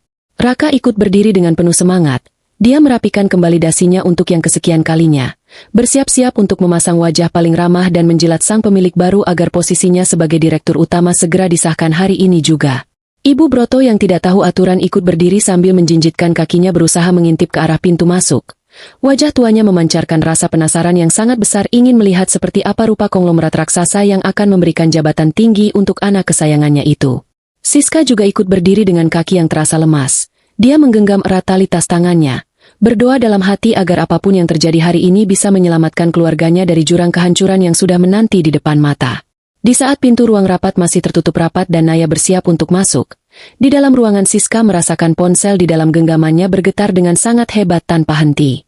Dia mencuri pandang ke layar ponselnya dan matanya langsung terbelalak lebar melihat puluhan pesan masuk beruntun dari ayahnya, ibu kandungnya, dan beberapa kerabat dekatnya yang mengirimkan foto-foto mengerikan tentang rumah mewah mereka yang saat ini sedang dipasangi garis segel oleh pihak pengadilan dan dijaga ketat oleh puluhan polisi berbaju seragam lengkap. Pesan terakhir dari ayahnya berbunyi sangat putus asa meminta Siska untuk segera melarikan diri karena pihak berwajib juga sedang mencari keberadaannya untuk dimintai keterangan terkait beberapa dokumen palsu yang pernah dia tanda tangani untuk memuluskan pinjaman hutang bank tersebut. Jantung Siska seakan berhenti berdetak saat itu juga. Wajahnya yang tadi dirias sangat cantik kini berubah menjadi sepucat mayat yang baru saja diangkat dari kuburan. Keringat dingin sebesar biji jagung mulai mengucur deras dari dahi dan pelipisnya merusak tatanan riasan mahalnya. Lututnya terasa sangat lemas hingga dia harus berpegangan kuat pada sandaran kursi di depannya agar tidak jatuh pingsan di tempat. Raka yang berdiri tidak jauh darinya sama sekali tidak menyadari perubahan drastis pada wajah wanita yang sangat dipujanya itu. Mata Raka tetap terpaku ke arah pintu masuk dengan senyum lebar yang dipaksakan. Siska mencoba membuka mulutnya untuk memanggil Raka dan mengajaknya pergi dari tempat terkutuk itu sekarang juga. Namun suaranya tercekat di tenggorokan karena rasa panik yang luar biasa hebat menyumbat jalan napasnya. Tepat pada detik ketika Siska akhirnya berhasil mengumpulkan sisa-sisa tenaganya untuk menarik lengan baju Raka, suara derit engsel pintu ruang rapat terdengar menggemakan keheningan ruangan dengan sangat tajam. Di luar ruang rapat, lorong lantai eksekutif yang tadinya sepi kini dipenuhi oleh derap langkah kaki tegas yang berirama sangat teratur dan mengintimidasi. Barisan pria berbadan tegap mengenakan setelan jas hitam dengan alat komunikasi di telinga mereka berjalan cepat mengamankan setiap sudut lorong, memastikan tidak ada satupun hambatan di jalur yang akan dilewati oleh pemimpin tertinggi mereka. Di tengah-tengah formasi pengamanan itu Naya melangkah dengan sangat anggun dan penuh wibawa. Suara hak sepatu tingginya beradu dengan lantai marmer menciptakan ritme yang menggemakan kekuasaan mutlak yang dia miliki saat ini. Aura yang dipancarkannya begitu kuat dan menekan, membuat beberapa staf yang kebetulan berpapasan dengannya di lorong langsung menundukkan kepala dalam-dalam tanpa berani menatap wajahnya secara langsung karena takut menyinggung perasaannya. Naya berhenti sejenak tepat di depan pintu ganda ruang rapat utama. Dia menarik napas panjang untuk terakhir kalinya, membuang sisa-sisa kenangan masa lalunya sebagai Naya yang lemah dan menyedihkan yang selalu menangis di pojok dapur. Dimas melangkah maju menempatkan posisinya tepat di samping Naya. Tangannya yang terbalut sarung tangan hitam bersiap untuk mendorong gagang pintu perunggu yang berat itu. Naya memberikan anggukan kecil yang sangat pelan kepada Dimas, sebuah isyarat mematikan yang menjadi tanda bahwa pertunjukan pembalasan dendam yang paling spektakuler dan sangat dinantikan ini akhirnya resmi dimulai. Pintu ganda berbahan kayu jati solid itu didorong terbuka lebar dari luar secara bersamaan oleh dua orang pengawal berbadan besar. Cahaya terang dari arah lorong seketika menyilaukan pandangan semua orang yang ada di dalam ruangan. menandakan bahwa waktu penghakiman telah benar-benar tiba dan tidak ada seorang pun yang bisa lari dari takdir yang sudah ditetapkan pada hari yang sangat bersejarah ini. Pintu ganda berbahan kayu jati solid itu terhempas terbuka dengan sangat kuat hingga membentur dinding di baliknya menciptakan suara dentuman yang bergema ke seluruh penjuru ruang rapat yang luas tersebut. Semua mata yang ada di dalam ruangan itu seketika menoleh ke arah pintu masuk dengan tatapan penuh rasa ingin tahu bercampur ketegangan yang memuncak. Barisan pengawal berbadan tegap dengan setelan jas hitam pekat dan kacamata gelap melangkah masuk terlebih dahulu dengan formasi yang sangat teratur dan mengintimidasi. Mereka menyebar dengan cepat dan mengambil posisi di setiap sudut ruangan seolah-olah sedang mengamankan area untuk kedatangan seorang kepala negara penting. Setelah ruangan dipastikan aman dari segala macam ancaman, barulah sesosok wanita melangkah masuk melewati ambang pintu dengan gaya yang sangat anggun namun memancarkan aura kekuasaan yang luar biasa pekat. Wanita itu mengenakan setelan jas desainer berwarna biru gelap yang potongan kainnya sangat sempurna membalut tubuhnya, dipadukan dengan kemeja sutra putih dan sepatu hak tinggi yang beradu dengan lantai marmer menciptakan suara ketukan yang seolah menghitung mundur waktu kehancuran para pengkhianat di ruangan tersebut. Semua anggota Dewan Direksi dan para manajer senior yang sudah berdiri sejak tadi langsung menahan napas mereka, karena terpesona sekaligus terintimidasi oleh harisma yang dipancarkan oleh wanita misterius itu. Namun di sudut ruangan yang lain, pemandangan yang sangat berbeda sedang terjadi pada 3 orang manusia yang baru saja beberapa jam yang lalu tertawa riang di atas penderitaan orang lain. Mata Raka terbelalak sangat lebar hingga nyaris keluar dari kelopaknya. Rahangnya jatuh tak terkendali saat otaknya yang lamban berusaha keras memproses informasi visual yang sedang dia lihat saat ini. Laki-laki yang selalu merasa dirinya paling pintar itu seakan tersambar petir di siang bolong. Dia berkedip berkali-kali dengan napas terengah-engah. Tidak percaya bahwa sosok pemimpin tertinggi yang sangat ditunggu-tunggu dan ditakuti oleh seluruh isi gedung perkantoran ini memiliki wajah yang sangat persis dengan mantan istrinya yang selalu dia hina setiap hari. Di sampingnya Ibu Broto dan Siska juga membeku seperti patung batu. Darah di wajah mereka seketika surut meninggalkan warna sepucat kertas bekas. Mereka terlalu terkejut hingga pita suara mereka seolah lumpuh tidak bisa mengeluarkan suara sekecil apapun. Keheningan yang mencekam dan penuh tanda tanya itu akhirnya dipecahkan oleh suara nyaring melengking yang keluar dari mulut Ibu Broto yang rupanya masih belum bisa menerima kenyataan di depan matanya. Wanita tua yang akal sehatnya sudah tertutup rapat oleh kesombongan itu tiba-tiba melangkah maju melewati barisan kursi tamu. Dia menudingkan jari telunjuknya yang dihiasi cincin emas palsu tepat ke arah wajah Naya dengan penuh kemarahan dan kebencian. Ibu Broto berteriak dengan suara kasarnya yang khas, menuduh Naya sebagai wanita kurang waras yang tidak tahu malu karena berani-beraninya menguntit Raka sampai ke tempat kerjanya yang sangat penting ini. Wanita tua itu dengan bodohnya mengira bahwa Naya sengaja meminjam baju mahal dari tetangga dan menyewa beberapa orang preman berbadan besar, hanya untuk membuat kekacauan di hari pengangkatan anak kesayangannya menjadi direktur. Ibu Broto menoleh ke arah Pak Hendra dan para anggota Dewan Direksi lainnya, menyuruh mereka semua untuk segera memanggil petugas keamanan gedung dan menyeret wanita penguntit itu keluar dari ruangan rapat sebelum dia merusak acara penting hari ini. Raka yang mendengar teriakan ibunya perlahan-lahan mulai tersadar dari keterkejutannya. Pikirannya yang sempit juga menyetujui dugaan ibunya karena baginya sangat tidak masuk akal jika Naya yang selama 5 tahun mencucikan celana dalamnya tiba-tiba berubah menjadi seorang konglomerat pembeli perusahaan raksasa. Raka ikut melangkah maju dengan dada membusung, mencoba memamerkan kekuasaannya di depan para atasannya. Dia membentak Naya dan menyuruhnya untuk berhenti bermain-main karena ini adalah ruang rapat khusus petinggi perusahaan dan bukan tempat untuk melampiaskan sakit hati seorang istri yang baru saja dibuang. Raka dengan sangat merendahkan menyuruh Naya untuk segera pulang dan meratapi nasib miskinnya di pinggir jalan raya. Dia bahkan sesumbar dengan suara keras bahwa Naya tidak akan pernah bisa mendapatkan sepeser pun harta gonogini darinya, karena dia sudah memindahkan semua uang tabungannya dengan sangat aman ke rekening lain. Kesombongan dan kebodohan ibu dan anak yang dipertontonkan secara langsung di hadapan seluruh petinggi perusahaan itu benar-benar membuat Pak Hendra dan para manajer lainnya merasa sangat terganggu sekaligus muak, hingga mereka hanya bisa menundukkan kepala meratapi nasib perusahaan jika sampai dipimpin oleh orang bodoh seperti Raka. Naya sama sekali tidak terpancing emosi mendengar semua hinaan dan teriakan memalukan dari mantan suami dan mantan ibu mertuanya itu. Wajahnya tetap datar sedingin es dan tatapan matanya tajam menusuk langsung ke dasar jiwa Raka yang kerdil. Dia bahkan tidak repot-repot membuka mulutnya untuk membalas perkataan murahan tersebut. Karena di dunianya yang sekarang orang-orang berhati busuk seperti Raka sama sekali tidak selevel untuk diajak berdebat panjang lebar. Naya hanya memberikan isyarat kecil dengan gerakan matanya kepada Dimas yang berdiri tegak siaga di samping kanannya. Dimas, asisten pribadi yang sangat profesional itu, segera melangkah maju satu tindak, memposisikan dirinya sebagai perisai kokoh antara Naya dan keluarga Raka.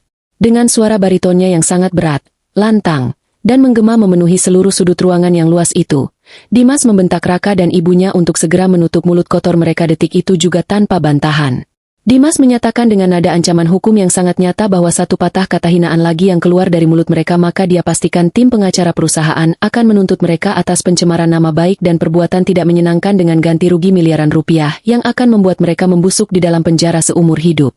Setelah memastikan Raka dan Ibu Broto terdiam ketakutan karena ancaman hukum penjara tersebut, Dimas kemudian memutar tubuhnya menghadap ke arah meja bundar tempat seluruh dewan direksi masih berdiri mematung.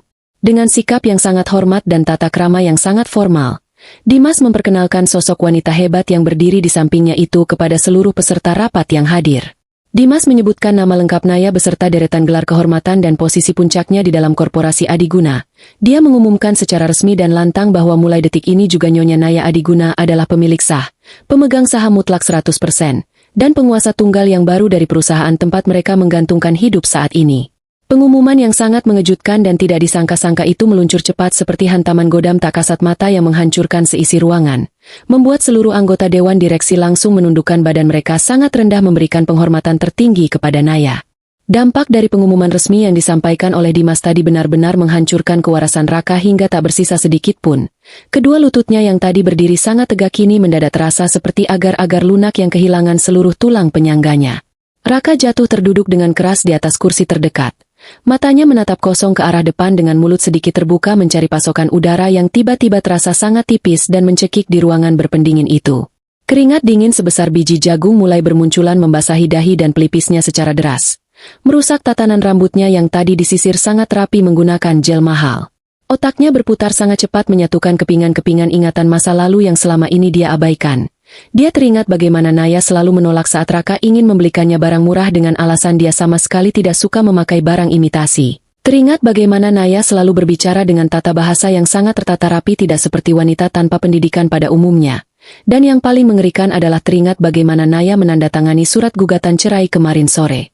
Dengan senyum sangat dingin tanpa air mata sedikit pun sambil memperingatkannya tentang seekor naga ganas yang sedang tidur pulas. Kini Raka baru menyadari kebodohannya yang sangat fatal dan tidak termaafkan. Naga yang dia bangunkan dengan paksa itu bukan sekadar kiasan kata-kata belaka melainkan sebuah kenyataan mengerikan yang kini sedang menatapnya tajam dari seberang ruangan. Ibu Broto yang masih berdiri kaku di tempatnya tampak terhuyung-huyung ke belakang menabrak dinding. Kedua tangannya gemetar sangat hebat memegangi dadanya yang terasa sesak karena jantung tuanya berdetak terlalu kencang menyiksa tulang rusuknya. Wanita tua penabur fitnah itu tidak bisa mengucapkan sepatah kata pun untuk membela diri. Bibirnya hanya bergerak-gerak tanpa suara seperti ikan yang kehabisan air tawar. Kesombongannya yang setinggi langit awan tadi runtuh rata dengan tanah hanya dalam hitungan detik digantikan oleh rasa takut yang luar biasa besar membayangkan hukuman mengerikan apa yang akan dijatuhkan oleh mantan menantu yang selama 5 tahun ini dia jadikan pembantu tanpa upah sepeser pun. Tanpa mempedulikan wajah-wajah pucat pasi penuh ketakutan dari para pengkhianat di sudut ruangan tersebut, Naya melangkah dengan ritme yang sangat tenang menuju kursi utama di ujung meja bundar besar. Kursi yang selama ini selalu menjadi rebutan para petinggi karena melambangkan kekuasaan absolut tertinggi di perusahaan. Salah satu pengawal dengan gerakan sigap menarik kursi kulit berbahan impor mahal itu ke belakang. Naya pun duduk dengan sangat anggunnya, menyandarkan punggungnya dengan santai dan menyilangkan kakinya dengan gaya khas seorang penguasa sejati yang mengendalikan segalanya. Pak Hendra selaku perwakilan eksekutif dari jajaran manajemen lama perlahan melangkah maju dengan menundukkan kepalanya dalam-dalam.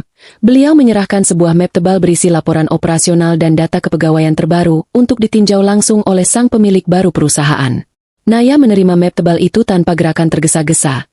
Dia membuka halaman demi halaman dengan jari telunjuknya yang lentik terawat, membaca sekilas deretan angka pengeluaran dan nama manajer yang tertera di sana sementara seluruh isi ruangan menahan napas mereka menunggu setiap kata yang akan keluar dari bibirnya. Setelah beberapa saat sengaja menciptakan keheningan panjang yang menyiksa mental semua orang yang hadir, Naya akhirnya menutup map kertas tersebut dengan suara benturan yang cukup keras membuat Raka tersentak kaget dari lamunan ketakutannya. Pandangan mata Naya perlahan beralih meninggalkan tumpukan kertas itu dan menuju tepat ke arah bola mata Raka yang sedang bergetar hebat menahan tangis keputusasaan. Dengan nada suara yang sangat tenang namun mengandung bisa mematikan yang siap meracuni, Naya memecah kesunyian itu dengan sapaan sangat formal yang sangat menyayat hati terdalam. Dia menyapa Raka dengan menyebutkan nama lengkapnya beserta jabatan manajerialnya yang rendahan itu tanpa menggunakan sebutan keakraban sedikit pun. Naya bertanya santai dengan senyum sinis yang terlukis jelas di bibir merahnya. Apakah ini laki-laki berlaga hebat yang semalam membual kepada seluruh dunia bahwa dia akan segera duduk di kursi utama ini dan menjadi penguasa baru karena merasa mendapat dukungan dana dari seorang wanita kaya raya? Kalimat tajam itu diucapkan dengan intonasi yang sangat mendatar, namun setiap suku katanya berhasil merobek-robek sisa harga diri Raka di hadapan puluhan rekan kerja dan para atasannya sendiri. Raka mencoba memaksa membuka mulutnya yang terasa keluh untuk memohon ampunan. Dia ingin memohon dan mengatakan bahwa dia hanya salah paham dan di dalam lubuk hatinya yang terdalam dia masih sangat mencintai Naya melebihi apapun. Namun belum sempat satu kata kebohongan pun keluar dari tenggorokannya, Naya sudah mengangkat sebelah tangannya memberikan isyarat telak agar pria pengecut itu segera menutup mulut rapat-rapat. Naya kemudian mengalihkan pandangannya ke arah Siska yang sejak tadi berdiri mematung di samping kursi Raka sambil terus berusaha menutupi wajahnya yang pucat pasi menggunakan tas tangan mewahnya. Naya tersenyum penuh kemenangan melihat musuh utamanya hancur berantakan dari dalam tanpa perlu dia sentuh secara fisik sedikitpun. Naya menoleh ke samping dan meminta Dimas untuk segera membacakan laporan keuangan terbaru dari perusahaan milik keluarga Siska, agar semua orang yang ada di dalam ruangan itu mendengar kebenaran yang sesungguhnya tanpa ditutupi lagi.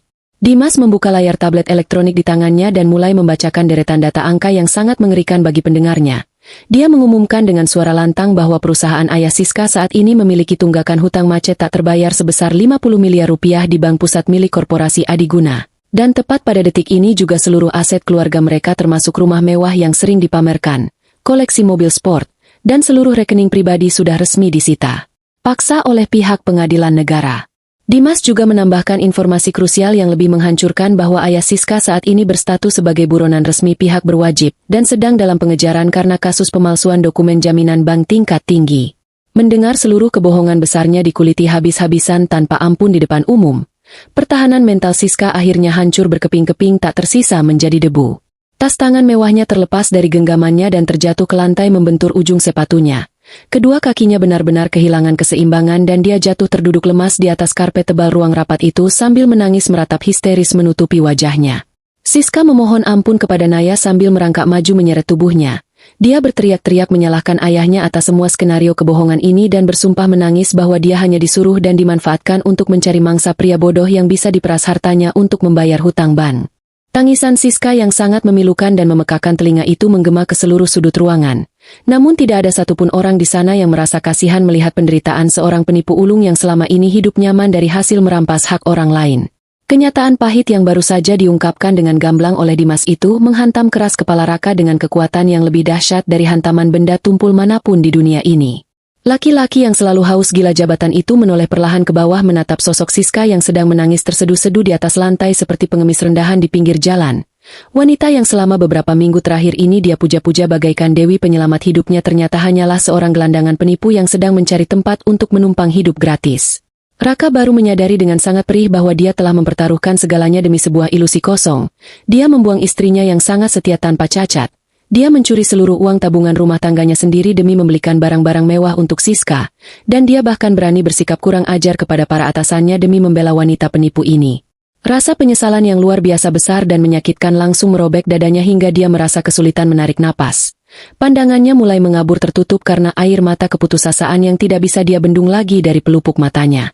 Raka tiba-tiba melompat dari kursinya dengan beringas dan menerjang ke arah Siska. Dia mencengkeram erat kerah baju wanita itu dengan sangat kasar sambil berteriak histeris meluapkan semua kemarahannya yang tertipu. Raka memaki-maki Siska tanpa ampun dengan sebutan penipu kotor dan lintah darat menjijikan. Dia menuntut wanita itu sambil mengguncang tubuhnya untuk segera mengembalikan semua uang hasil curian yang sudah dia keluarkan dan mengembalikan harga dirinya yang kini sudah hancur lebur berserakan di mata semua orang. Keributan kecil yang memalukan itu membuat Pak Hendra segera memberikan isyarat cepat kepada para petugas keamanan gedung untuk memisahkan mereka berdua sebelum terjadi pertumpahan darah. Dua orang satpam berbadan besar segera menarik paksa tubuh Raka yang terus meronta-ronta dan menendang-nendang udara seperti orang gila kehilangan akal, menjauhkannya sejauh mungkin dari Siska yang masih meringkuk ketakutan di sudut lantai. Raka menangis sejadi-jadinya layaknya anak kecil, memanggil-manggil nama Naya berulang kali dengan suara parau yang sangat menyedihkan untuk didengar. Dia memohon sambil meratap agar Naya mau memaafkan kehilafannya dan menerima dia kembali menjadi suaminya seperti sedia kala karena dia berjanji sungguh-sungguh akan berubah menjadi orang yang baik dan patuh. Namun Naya yang duduk di kursi singgasananya hanya menatap adegan menyedihkan dan patetis itu dengan pandangan sedingin es dan kosong tanpa emosi sedikit pun. Tidak ada setetes pun air mata kemurahan hati atau rasa iba yang tersisa di dalam hatinya untuk pengkhianat kotor yang saat ini sedang memanen hasil membusuk dari perbuatannya sendiri. Melihat anak laki-lakinya hancur berantakan mentalnya dan diseret oleh petugas keamanan seperti binatang buas yang tertangkap, Ibu Broto akhirnya menemukan kembali kesadarannya yang sempat terbang hilang akibat syok berat yang menyerang otaknya. Namun dasar sifat wanita tua licik yang hatinya sudah dibutakan oleh harta kekayaan dan tidak memiliki urat malu sedikit pun, dia justru melakukan tindakan yang paling menjijikkan dan sangat tidak masuk akal sehat. Ibu Broto tiba-tiba melepaskan semua gelang dan kalung perhiasan imitasi di tangannya membuangnya ke lantai. Dia menangis terseduh-seduh air mata buaya sambil berlari kecil mencoba menerobos barisan pengawal Naya yang berdiri kokoh. Wanita tua itu merentangkan kedua tangannya lebar-lebar seolah-olah ingin memeluk tubuh Naya dengan penuh kasih sayang palsu. Dia berteriak-teriak memanggil Naya dengan sebutan manis seperti menantu kesayangan ibu, cahaya mata penerang keluarga ibu, dan satu-satunya wanita mulia yang paling pantas mendampingi hidup anaknya. Ibu Broto dengan sangat lihai dan tidak tahu malunya memutarbalikkan rentetan fakta kejadian. Dia menyalahkan Siska sepenuhnya sebagai penyihir jahat yang sudah sengaja menggunakan ilmu hitam pelet untuk merusak rumah tangga Naya dan Raka yang menurut karangannya sangat harmonis luar biasa selama ini. Dia memohon sambil berlutut agar Naya mau menyuruh petugas keamanan melepaskan Raka sekarang juga dan mengajak mereka bertiga kembali pulang ke rumah malam ini juga karena dia beralasan sudah memasakkan banyak makanan kesukaan Naya di meja dapur. Mendengar tingkat kemunafikan yang sangat luar biasa parah keluar dari mulut mantan ibu mertuanya itu, Naya tidak bisa menahan tawa sinisnya yang menggelegar menakutkan ke seluruh penjuru ruangan. Tawa yang terdengar sangat dingin dan sangat mengintimidasi mental itu membuat langkah kaki Ibu Broto seketika terhenti mendadak. Bulu kuduk wanita tua itu meremang hebat bergetar karena dia baru menyadari seutuhnya bahwa menantu yang sedang dia rayu dengan murahan ini bukanlah Naya yang lugu dan selalu penurut seperti dulu. Naya menghentikan tawanya perlahan dan menatap wajah keriput Ibu Broto dengan tatapan tajam yang bisa membekukan aliran darah. Dia mengingatkan kembali wanita tua itu tentang koper usang yang ditendang dan dilempar ke lantai teras serta panci sayur panas mendidih yang sengaja ditumpahkan ke atas kakinya hanya karena alasan sepele rasanya kurang garam. Naya bertanya perlahan dengan nada mengejek yang sangat mematikan. Apakah tindakan kejam seperti itu adalah cara seorang ibu mertua yang baik memperlakukan menantu kesayangannya di dalam sebuah rumah tangga yang penuh dengan keharmonisan palsu? Naya segera mengalihkan pandangannya dari sosok Ibu Broto yang kini tertunduk lemas menahan malu dengan wajah semerah tomat busuk. Dia kembali fokus 100% pada urusan manajerial profesionalnya hari itu tanpa mau membuang waktu lagi. Naya menatap lurus ke arah Pak Hendra dan seluruh barisan dewan direksi yang sedari tadi menjadi penonton diam atas drama keluarga yang sangat memalukan sekaligus membuka mata tersebut. Dengan otoritas mutlak penuh sebagai pemilik tunggal perusahaan, Naya mengeluarkan perintah manajerial pertamanya yang sangat tegas, lugas, dan tidak bisa diganggu-gugat oleh pihak manapun. Dia memerintahkan Pak Hendra untuk segera menandatangani surat memecat Raka secara tidak hormat saat itu juga tanpa perlu memberikan surat peringatan bertahap terlebih dahulu karena Raka telah terbukti secara sah membawa masalah konflik pribadi yang sangat mengganggu stabilitas kerja perusahaan, menyalahgunakan fasilitas aset kantor untuk kepentingan pribadinya yang kotor, dan merendahkan martabat sesama rekan kerja secara terang-terangan. Naya juga memerintahkan dengan keras agar seluruh hak pesangon akhir dan asuransi kesehatan milik Raka dibekukan sepenuhnya untuk disita sebagai denda mengganti kerugian waktu dan tenaga berharga yang telah dihabiskan oleh Dewan Direksi perusahaan hari ini. Selain itu, Naya menugaskan tim hukum internal perusahaan untuk segera mengaudit secara menyeluruh tanpa ampun seluruh pembukuan anggaran proyek yang pernah dipegang oleh Raka selama 1 tahun terakhir masa jabatannya. Dan jika dalam audit tersebut ditemukan ada Rp1 saja uang kas perusahaan yang digelapkan atau dimanipulasi maka Naya berjanji tidak akan segan-segan memenjarakan mantan suaminya itu malam ini juga atas tuduhan korupsi berencana. Keputusan Naya yang sangat cepat, tepat memukul sasaran, dan tanpa belas kasihan sedikitpun itu membuat seluruh dewan direksi serempak menganggukkan kepala mereka tanda setuju dan merasa sangat kagum atas ketegasan kepemimpinan tanpa kompromi dari wanita muda tersebut. Raka yang mendengar langsung bahwa seluruh hidup, tabungan, dan karir masa depannya baru saja dihancurkan secara total ke akar-akarnya hanya dalam waktu kurang dari 5 menit tidak bisa lagi menahan beban mentalnya yang sudah mencapai batas maksimal. Pandangan matanya mendadak berubah menjadi gelap gulita dan laki-laki rakus itu jatuh pingsan tak sadarkan diri di pangkuan para petugas keamanan yang sedang memeganginya kuat-kuat. Raka benar-benar kehilangan segalanya pada hari pembalasan itu jabatannya yang belum sempat dia rasakan.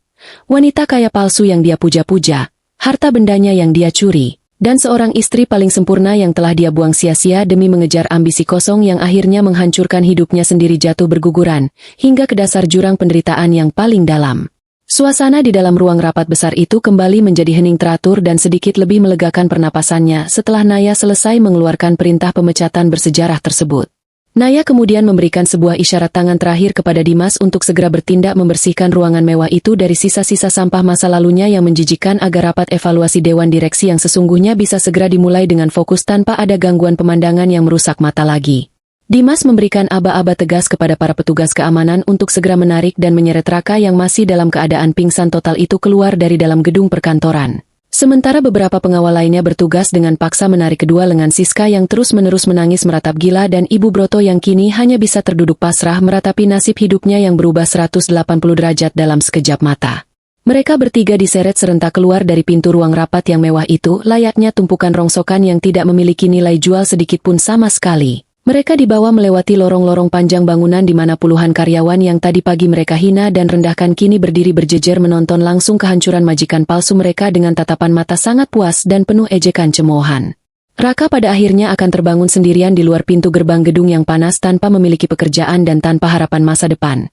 Siska harus bersiap menghadapi kenyataan pahit dikejar-kejar siang malam oleh para penagih hutang brutal dan polisi tanpa ada satupun tempat yang aman untuk bersembunyi. Dan Ibu Broto terpaksa harus menelan pil pahit menerima takdir menjadi gelandangan miskin bersama anak kebanggaannya yang kini tidak lagi memiliki apapun untuk bisa dibanggakan di hadapan tetangga arisannya. Di dalam ruang rapat utama yang kini sudah bersih Naya membenarkan posisi duduknya dengan sangat nyaman dan anggun. Dia bersyukur di dalam hatinya kepada Allah atas segala kelancaran takdir MU yang berjalan sangat sempurna hari ini membalas segala kesakitannya. Naya menatap kembali deretan wajah-wajah tegang para manajer dan direktur di depannya dengan senyuman profesional yang sangat menawan hati, seolah-olah tidak pernah terjadi kejadian emosional meledak-ledak apapun di ruangan tersebut beberapa saat yang lalu. Naya membuka kembali map laporan operasional dan keuangan di atas mejanya, mengambil sebuah pena berlapis emas dari saku jas dalamnya, dan memulai rapat dewan direksi perdananya dengan suara yang sangat tenang dan berwibawa tinggi. Membuktikan kepada dunia bisnis bahwa dia tidak hanya berhasil membalas dendam pribadi dengan sangat elegan tanpa cacat tetapi dia juga sangat siap membawa perusahaan besar itu menuju puncak kejayaan kesuksesan yang belum pernah mereka bayangkan sebelumnya. Masa lalu yang kelam dan penuh air mata penderitaan telah dia tutup rapat-rapat dan dikunci selamanya dengan sebuah kemenangan telak yang sangat memuaskan batin.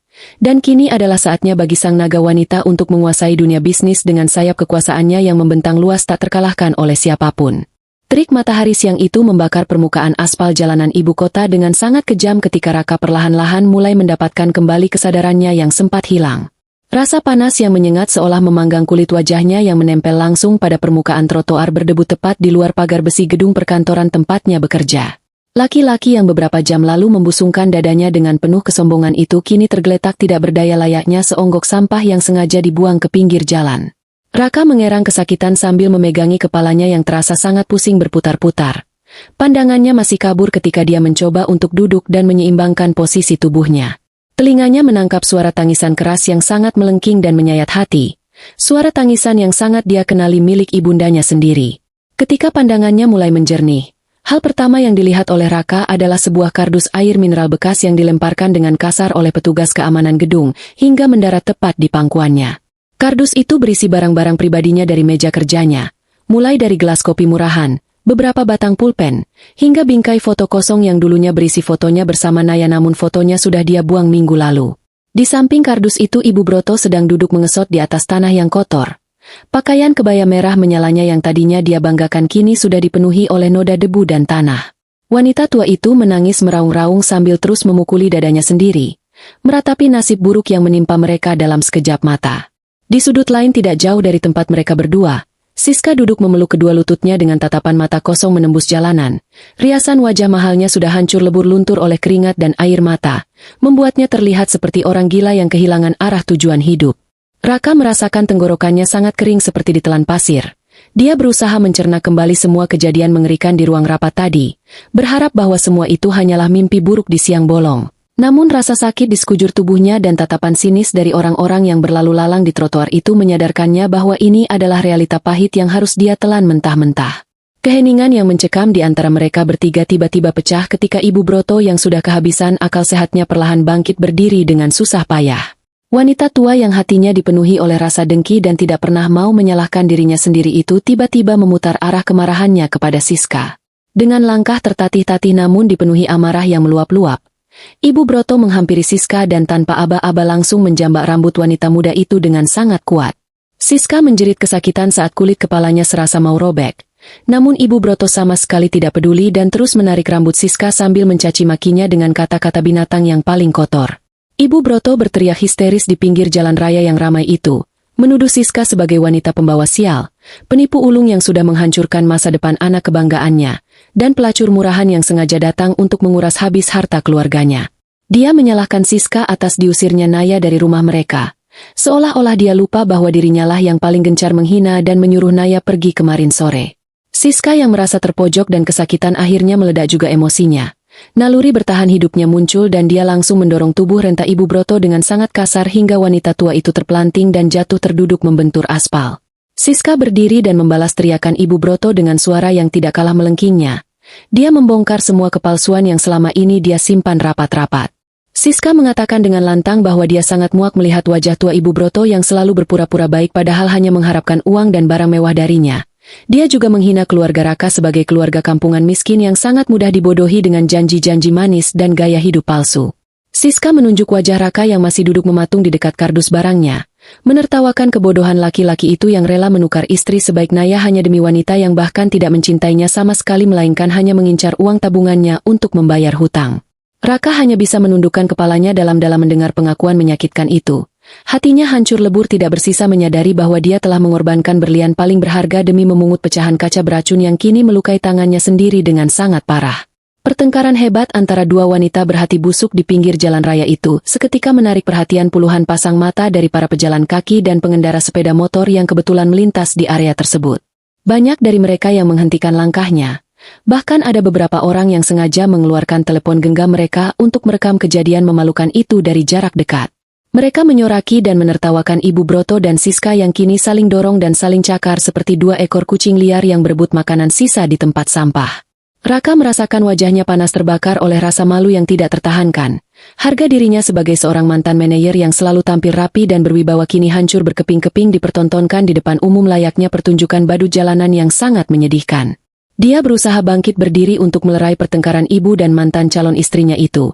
Namun sebelum dia sempat melangkahkan kakinya, terdengar suara decit rem mobil yang sangat melengking memekakan telinga. Dua buah mobil jenis minibus berwarna hitam pekat dengan kaca gelap tiba-tiba berhenti mendadak tepat di pinggir trotoar, memblokir jalan masuk ke area tempat mereka bertiga berada. Pintu mobil itu terbuka secara serentak dengan kasar dan keluarlah 4 orang pria berbadan besar kekar dengan wajah garang penuh codet. Lengan baju mereka digulung memperlihatkan tato yang menyeramkan. Para pria itu adalah kelompok penagih hutang bayaran tingkat tinggi yang disewa khusus oleh pihak bank untuk melacak dan mengamankan seluruh anggota keluarga Burhan, ayah Siska, yang melarikan diri dari kejaran hukum. Salah satu pria yang bertubuh paling besar dan memegang sebatang besi pendek di tangannya langsung menunjuk ke arah Siska yang saat itu sedang berdiri mematung ketakutan. Pria itu meneriakkan nama lengkap Siska dengan suara serak yang menggelegar, menyatakan bahwa waktu bermain-main sudah habis dan wanita penipu itu harus segera ikut bersama mereka untuk mempertanggungjawabkan miliaran rupiah uang bank yang dibawa kabur oleh ayahnya. Melihat kedatangan para penagih hutang berwajah beringas itu, nyali Siska langsung ciut hingga sebesar biji sawi. Seluruh keberanian dan kesombongannya yang tadi dia pamerkan saat bertengkar dengan Ibu Broto ketika menguap lenyap ke udara panas ibu kota. Dia mundur beberapa langkah dengan wajah seputih kertas. Kedua kakinya bergetar hebat hingga terdengar suara hak sepatunya beradu tak beraturan dengan permukaan aspal. Dua orang penagih hutang itu tidak membuang waktu sedetik pun. Mereka langsung menerjang maju dan mencengkeram kedua lengan Siska dengan cengkeraman tenaga yang sangat kuat seperti jepitan baja, membuat wanita itu menjerit kesakitan. Siska meronta-ronta sekuat tenaga. Dia mencoba menendangkan kakinya ke segala arah sambil menangis histeris, air mata keputusasaan membanjiri wajahnya. Dalam keadaan yang sangat terjepit dan mengerikan itu, pandangan mata Siska secara refleks mencari sosok Raka, laki-laki yang selama beberapa minggu terakhir ini selalu berjanji akan melindunginya dan memberikan seluruh nyawanya untuk kebahagiaannya. Siska berteriak memanggil nama Raka berulang kali dengan suara serak yang putus asa. Dia memohon agar Raka mau maju melawannya pria-pria bertubuh raksasa itu, atau setidaknya menarik tangannya agar dia tidak dibawa pergi ke tempat yang tidak diketahui. Namun apa yang dilakukan oleh Raka benar-benar membuktikan betapa pengecut dan rendahnya karakter laki-laki tersebut.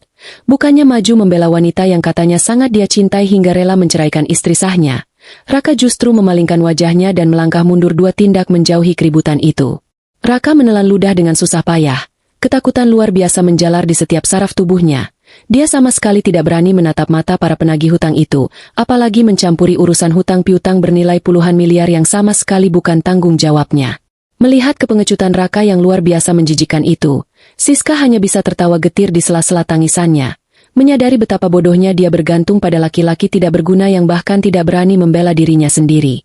Para penagih hutang itu kemudian menyeret tubuh Siska dengan kasar tanpa ampun sedikitpun, memasukkannya secara paksa ke dalam kabin mobil yang gelap, lalu menutup pintunya dengan bantingan keras sebelum akhirnya kedua mobil hitam itu melaju kencang meninggalkan kepulan asap tebal di wajah Raka dan Ibu Broto, membawa Siska pergi menuju takdir gelap yang sudah menantinya sebagai bayaran atas semua kebohongannya selama ini.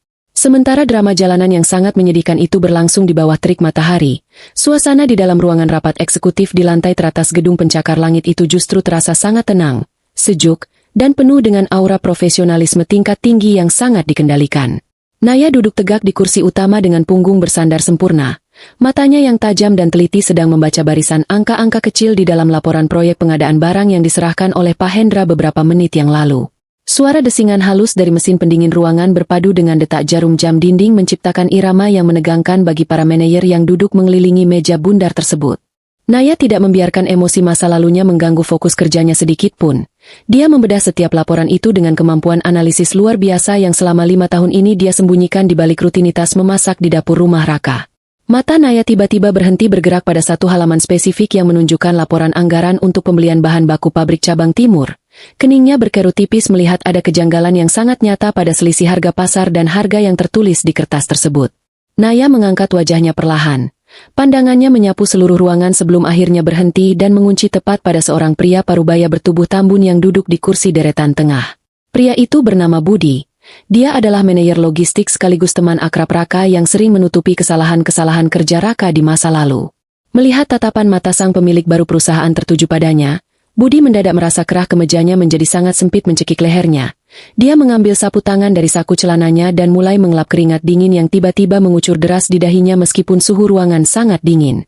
Dengan nada suara yang sangat tenang namun memiliki daya potong seperti sebilah pisau bedah yang sangat tajam, Naya meminta penjelasan langsung dari Budi mengenai markup anggaran fiktif yang jumlahnya mencapai ratusan juta rupiah pada kuartal ketiga tahun lalu.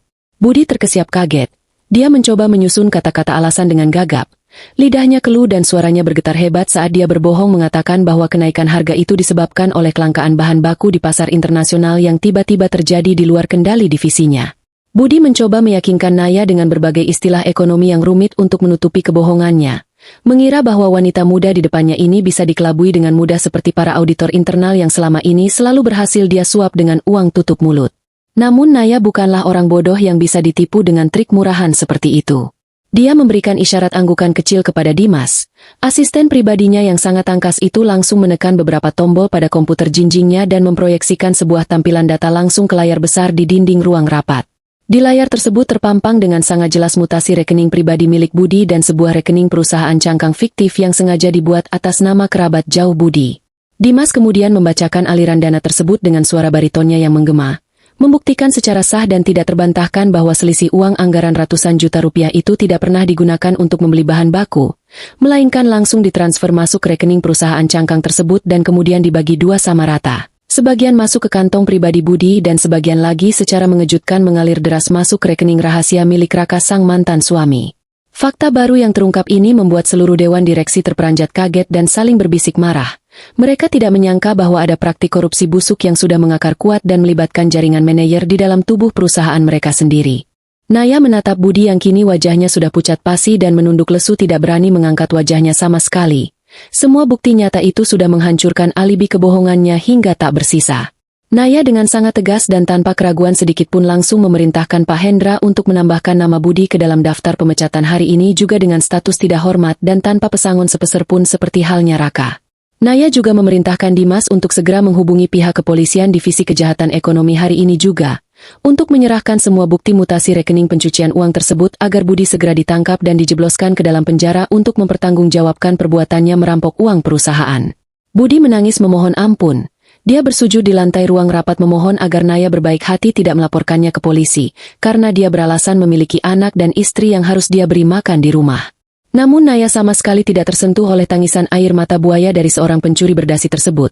Dia membalas dengan nada dingin bahwa saat Budi mencuri uang ratusan juta itu dia sama sekali tidak pernah memikirkan nasib ribuan karyawan bawahan yang gajinya harus tertunda karena krisis keuangan perusahaan.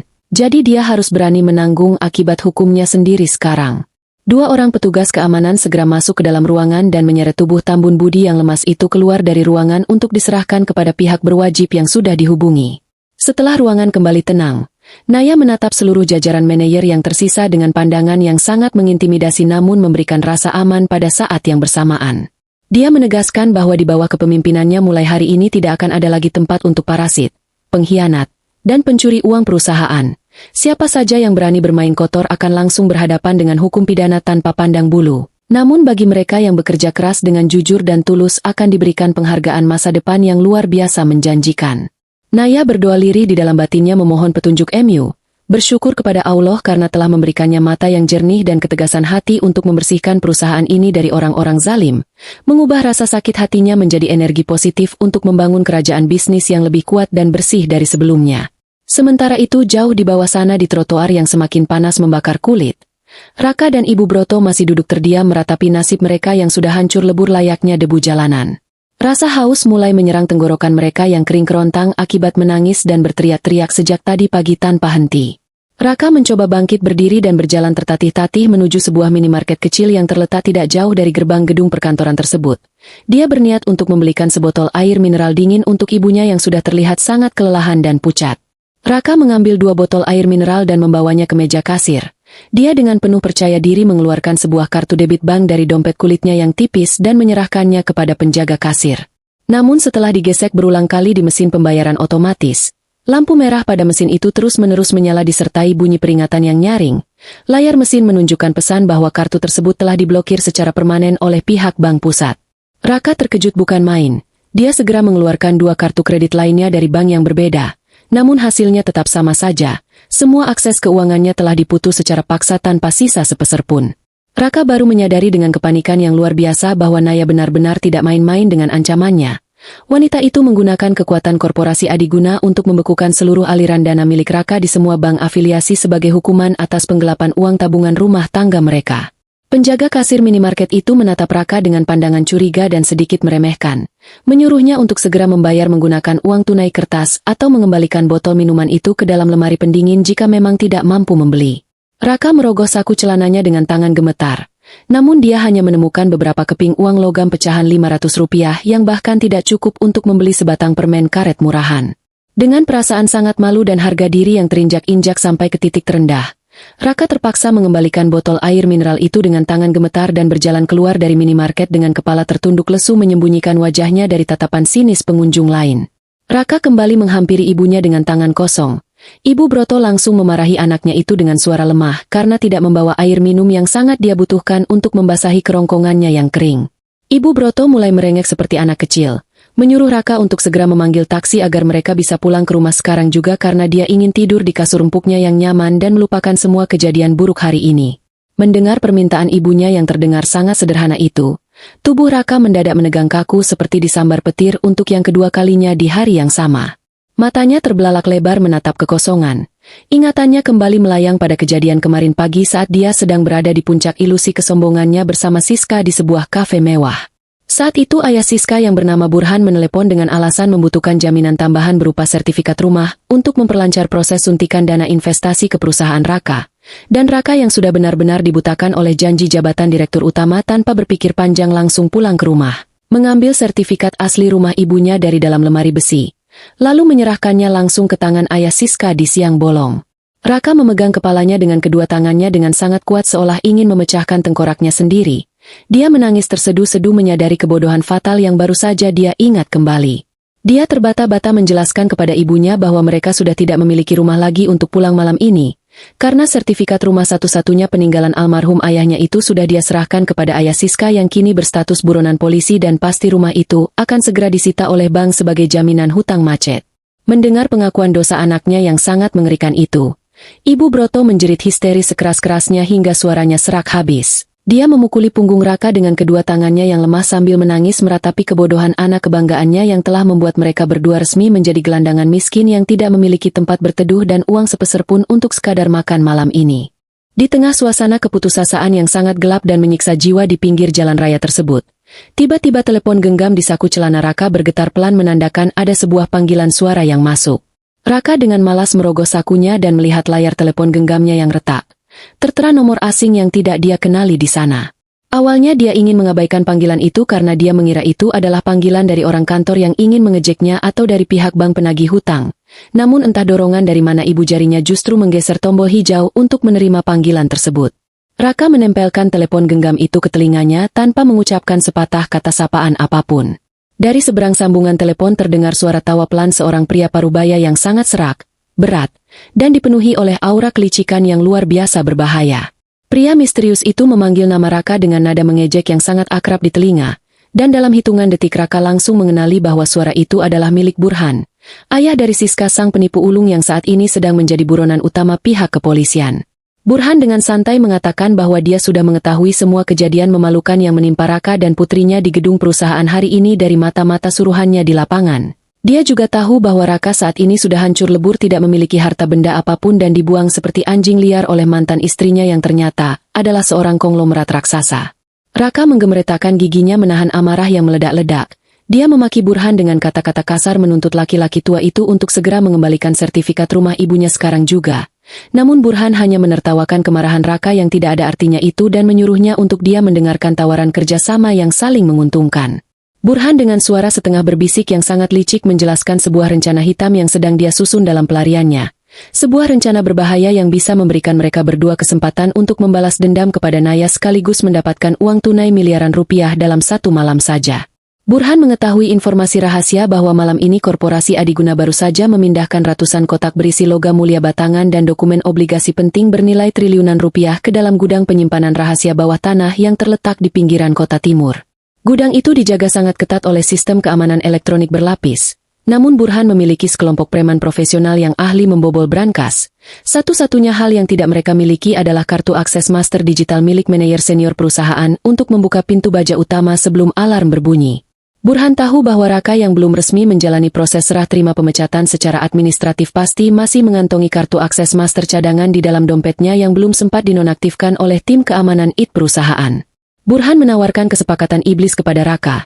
Jika Raka mau menyerahkan kartu akses itu dan ikut serta menunjukkan jalan rahasia ke gudang bawah tanah malam ini, Burhan berjanji akan membagi hasil rampokan logam mulia itu 20% untuk Raka. Jumlah uang tunai yang sangat fantastis yang cukup untuk membuat Raka dan ibunya melarikan diri ke luar negeri dan hidup berfoya-foya sebagai orang kaya baru yang tidak tersentuh hukum. Jika Raka menolak, Burhan mengancam akan membakar sertifikat rumah Ibu Broto malam ini juga sehingga mereka benar-benar akan mati kelaparan di pinggir jalan raya tanpa harapan. Mendengar tawaran gelap yang sangat menggoda iman itu, sisi iblis di dalam hati Raka yang dipenuhi dendam kesumat kepada Naya kembali bangkit menguasai kewarasannya secara penuh. Raka menatap wajah ibunya yang sedang menangis memegangi perutnya yang kelaparan. Lalu dia menatap ke arah gedung tinggi di mana Naya bertahta sebagai ratu. Dengan suara yang sangat dingin dan dipenuhi oleh niat jahat yang mengakar kuat, Raka menjawab panggilan telepon itu menyatakan kesediaannya untuk ikut serta dalam rencana pencurian mematikan malam ini. Sebuah keputusan bodoh yang akan membawanya masuk ke dalam lingkaran neraka yang jauh lebih dalam dari yang pernah dia bayangkan sebelumnya. Api kebencian perlahan-lahan mulai menyala dalam kegelapan pikiran Raka, bersiap membakar apa saja yang menghalangi jalan sesatnya menuju kehancuran yang abadi. Malam telah menyelimuti kota dengan kegelapan yang pekat saat sebuah mobil tua yang sudah karatan melaju pelan menuju sebuah gudang besar di kawasan industri pinggiran kota timur.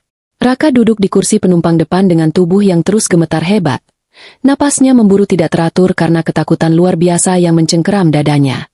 Di sampingnya, seorang pria berwajah seram yang disewa Burhan terus menodongkan ujung pistol dingin tepat ke rusuk Raka, memperingatkannya agar tidak bermain-main atau mencoba berkhianat. Di kursi belakang, Ibu Broto duduk meringkuk ketakutan. Dia dipaksa ikut oleh Raka karena pria itu tidak ingin meninggalkan ibunya sendirian tanpa pengawasan. Raka memegang kartu akses master perusahaan yang masih tersimpan di sakunya.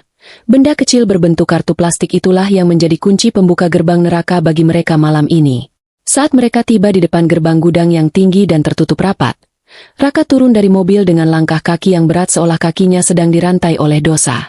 Dia mendekati alat pembaca kartu yang terpasang di dinding beton. Tangannya yang berkeringat dingin gemetar hebat saat menempelkan kartu tersebut. Lampu indikator pada mesin pembaca kartu berubah dari warna merah menjadi hijau terang. Sebuah suara mekanik halus terdengar membuka kunci elektromagnetik pintu baja raksasa tersebut. Raka tidak menyadari sedikit pun bahwa tindakan pembukaan kunci itu sudah memicu alarm silent yang langsung terhubung ke ruang pusat kontrol keamanan korporasi Adiguna, di mana tim keamanan elit pimpinan Dimas sudah menunggu dengan sangat tenang di balik layar monitor. Begitu pintu baja raksasa itu bergeser terbuka perlahan, Raka dan komplotan preman bayaran Burhan segera menerobos masuk ke dalam kegelapan gudang. Cahaya dari senter yang mereka pegang menyapu deretan peti-peti kayu besar yang tertata rapi di atas palet. Raka merasa sangat girang saat melihat deretan peti itu. Dia membayangkan tumpukan emas yang akan membuatnya kaya raya dalam sekejap. Namun, saat salah satu preman menendang tutup peti teratas, wajah mereka langsung berubah drastis menjadi ketakutan luar biasa. Peti itu tidak berisi logam mulia, melainkan tumpukan batu bata biasa dan sebuah kamera pengintai yang sedang merekam setiap gerakan mereka dengan sangat jelas. Tiba-tiba, seluruh lampu di dalam gudang menyala secara bersamaan dengan terang benderang, menyilaukan mata mereka. Naya muncul dari balik bayang-bayang tumpukan peti, berdiri tegak didampingi oleh Dimas dan puluhan polisi bersenjata lengkap yang sudah mengepung seluruh pintu keluar gudang. Burhan yang mencoba bersembunyi di balik mesin forklift berusaha melarikan diri dengan menodongkan senjata ke arah Naya, namun sebelum jarinya menekan pelatuk, seorang penembak jitu dari kepolisian telah melumpuhkannya dengan tembakan tepat di bahunya. Raka jatuh tersungkur di atas lantai beton. Dia menatap Naya dengan mata yang membelalak lebar, baru menyadari bahwa dia telah dijebak masuk ke dalam perangkap yang sangat sempurna sejak awal. Naya melangkah maju menghampiri Raka yang sedang menangis memohon ampun di atas lantai. Dia menatap mantan suaminya itu dengan tatapan yang sangat datar, tanpa ada lagi sisa rasa sakit hati, hanya ada ketegasan hukum yang siap dijatuhkan. Polisi segera memborgol tangan Raka, Burhan, dan para preman bayaran itu secara bersamaan. Ibu Broto yang menyaksikan anaknya digiring paksa oleh polisi menuju mobil tahanan menjerit sejadi-jadinya. Dia mencoba mengejar namun langkahnya terhenti saat melihat Naya berdiri tepat di depannya. Naya tidak membalas jeritan itu dengan kemarahan. Dia justru memberikan perintah kepada Dimas agar Ibu Broto diserahkan kepada pihak panti jompo milik Yayasan Sosial Perusahaan sebagai bagian dari hukuman sosial yang setimpal atas perbuatannya di masa lalu. Raka menatap Naya untuk terakhir kalinya sebelum pintu mobil tahanan tertutup. Dia melihat sebuah penyesalan yang sangat terlambat di dalam mata pria itu. Namun semuanya sudah benar-benar berakhir. Naya berbalik badan meninggalkan gudang yang dingin itu. Dia tidak pernah menoleh ke belakang lagi. Baginya, dendam itu kini telah resmi terkubur bersamaan dengan masuknya orang-orang zalim ke dalam jeruji besi. Dia telah berhasil memenangkan pertempuran hidupnya, membuktikan bahwa seorang wanita yang pernah dihina dan dianggap tidak berharga bisa bangkit menjadi pemimpin yang sangat kuat dan disegani. Naya berjalan menuju mobil mewahnya yang terparkir di luar, merasakan kelegaan yang luar biasa besar memenuhi rongga dadanya. Dia berbisik lirih dalam doa kepada Allah, mensyukuri akhir dari badai besar yang telah menguji keteguhan hatinya. Kini, lembaran baru dalam hidupnya yang bersih dan penuh dengan keberhasilan telah resmi dimulai, jauh dari orang-orang yang dulu berusaha menghancurkan jiwanya. Cerita ini memberikan kita pelajaran berharga bahwa harta dan jabatan hanyalah titipan yang bisa hilang dalam sekejap mata jika tidak dibarengi dengan kejujuran dan rasa syukur. Pengkhianatan yang dibangun di atas keserakahan dan kesombongan pada akhirnya akan menjadi bumerang yang menghancurkan pelakunya sendiri dengan cara yang paling menyakitkan. Jangan pernah meremehkan seseorang yang sedang berada di titik terendah hidupnya, karena roda nasib bisa berputar dengan sangat cepat tanpa kita duga. Selalu ingat bahwa kebenaran akan selalu menemukan jalannya sendiri untuk terungkap. Seberapa rapat pun kita mencoba menutupinya dengan kebohongan. Kebaikan yang dilakukan dengan tulus akan selalu membuahkan hasil yang manis pada waktunya, sementara kedengkian hanya akan menyisakan penyesalan di akhirat dan dunia. Semoga perjalanan hidup Naya ini bisa memberikan inspirasi bagi siapa saja yang sedang berjuang melawan ketidakadilan dan membantu kita semua untuk menjadi pribadi yang jauh lebih bijaksana dalam menghargai pasangan hidup serta keluarga. Jika kamu merasa cerita ini sangat seru dan membuatmu merasa gemas sekaligus puas dengan akhir pembalasan dendamnya, jangan lupa untuk menunjukkan dukunganmu dengan cara menekan tombol like pada video ini. Tuliskan pendapat pribadimu di kolom komentar di bawah tentang bagaimana perasaanmu saat melihat Raka akhirnya mendapatkan karma setimpal atas semua pengkhianatannya. Bagikan cerita ini kepada teman atau anggota keluargamu yang mungkin juga menyukai drama keluarga penuh perjuangan hidup agar mereka bisa ikut merasakan pesan moralnya. Dan yang paling penting, pastikan kamu sudah menekan tombol subscribe dan menyalakan lonceng notifikasinya agar kamu tidak ketinggalan kelanjutan kisah-kisah menarik lainnya yang penuh dengan plot twist yang sangat menegangkan. Terima kasih banyak sudah meluangkan waktumu untuk setia mendengar cerita ini sampai ke bab terakhir.